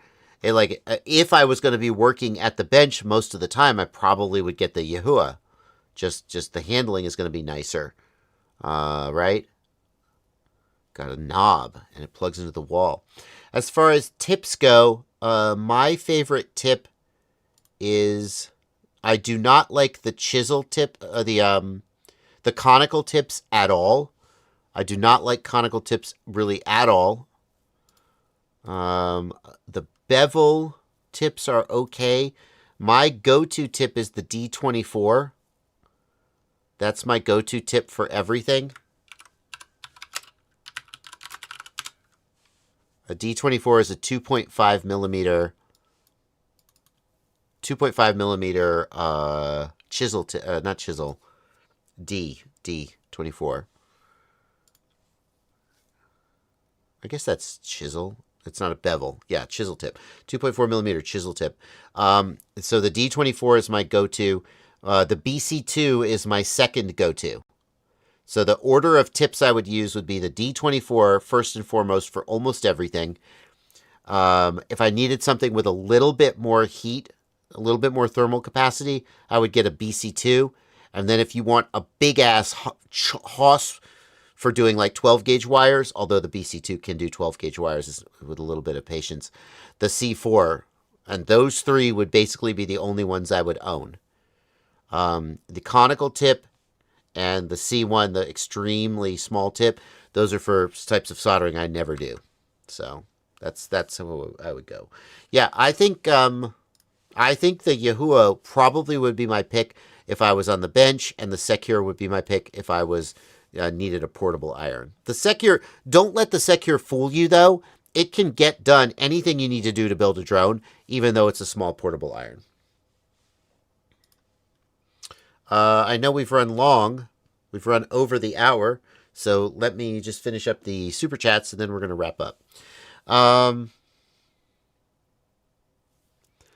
Thank you for your donation. 10 Swiss francs from Flugbeg. Flugbeg asks, I'm setting up my new Chimera 7 Pro. When I turn everything on without propellers, disarm, and push the throttle forward, the motors spool up even if I take the throttle back. Why is that? The answer is that the quad when the quad doesn't have props on, the motors can't move the quad. The flight controller is always trying to stabilize the quad, even when it's on the ground, and little vibrations add up. And because the flight controller because the quad doesn't have props on, the flight controller cannot stabilize the quad. And so it slowly tries harder and harder to stabilize the quad, and the motors spool up. Long story short, this is completely normal. When you arm the quad with props off, raise the throttle, so now the flight controller is like alive, and then lower the throttle, the motors slowly spool up. All quadcopters do this, and all beginners to FPV eventually ask, why does my quadcopter do this? And are confused. And then I explain it to them. I recently had that experience in the watch world. There is a thing, I'll try to make this story short. When your watch we have an auto winding watch. So it has a rotor in the back. There's the rotor. And the rotor is weighted, and the rotor winds the watch as the watch moves. So there you can see the rotor falling. It's slowly winding the watch. And it's winding the mainspring, so there is back pressure on the rotor. So if I try and spin the rotor, it'll kind of spin a little bit, but then it'll very quickly stop spinning because it's pressing against the mainspring. Well, there's a kind of watch movement that is a unidirectional rotor. It winds one way and it free spins the other way. And the rotor has a very low friction bearing. So if you have a unidirectional movement and you spin the rotor, it will go. It spins, and it seems like your watch is broken because it just doesn't seem like it should do that. And I posted on Reddit, and I was like, hey, I got this watch, and the rotor's doing this weird thing. Is it broken? And they were like, no, it's not broken. It just does that. And I said, I don't think you look at the video. It spins for a really long time. It sure seems like it must be broken. And then I got 1 million downvotes. And then 2 weeks later, I saw someone else make the same post. And I was like, oh, that's just a question that eventually you will ask, and you will really be sure your watch is broken, and it's just not. Just that's how unidirectional rotors are. And you're having that this is the equivalent of that question in FPV.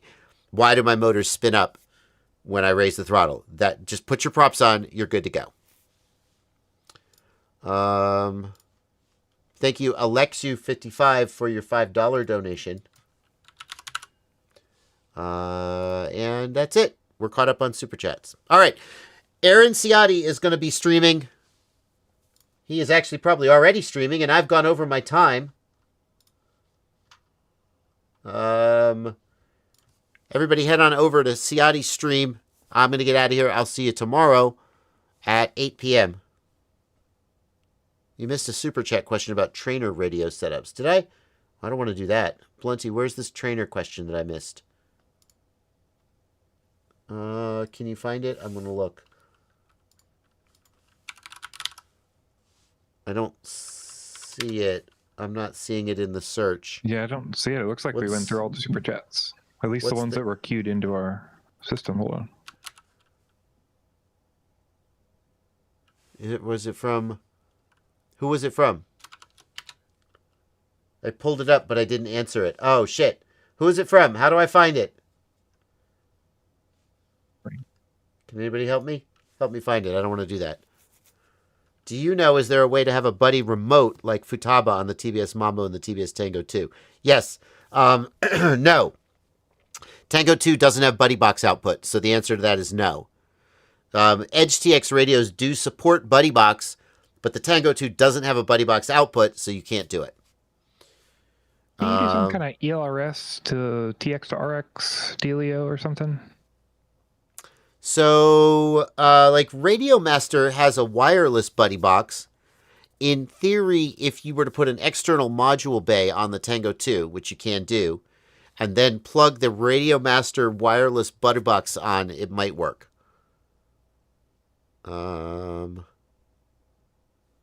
Yeah, but you can't just do a plug because the Tango 2 doesn't have buddy box, doesn't have a trainer port. Super Deluxe found an ESP32 in his TX16 soldered to the trainer port. He was probably doing wireless trainer, Super Deluxe, is my guess. All right. All right, guys, that's going to wrap us up for today. Ciotti, have a great stream. Sorry for going 10 minutes into your time. And I'll see you guys tomorrow evening at 8 p.m. Bye, everybody.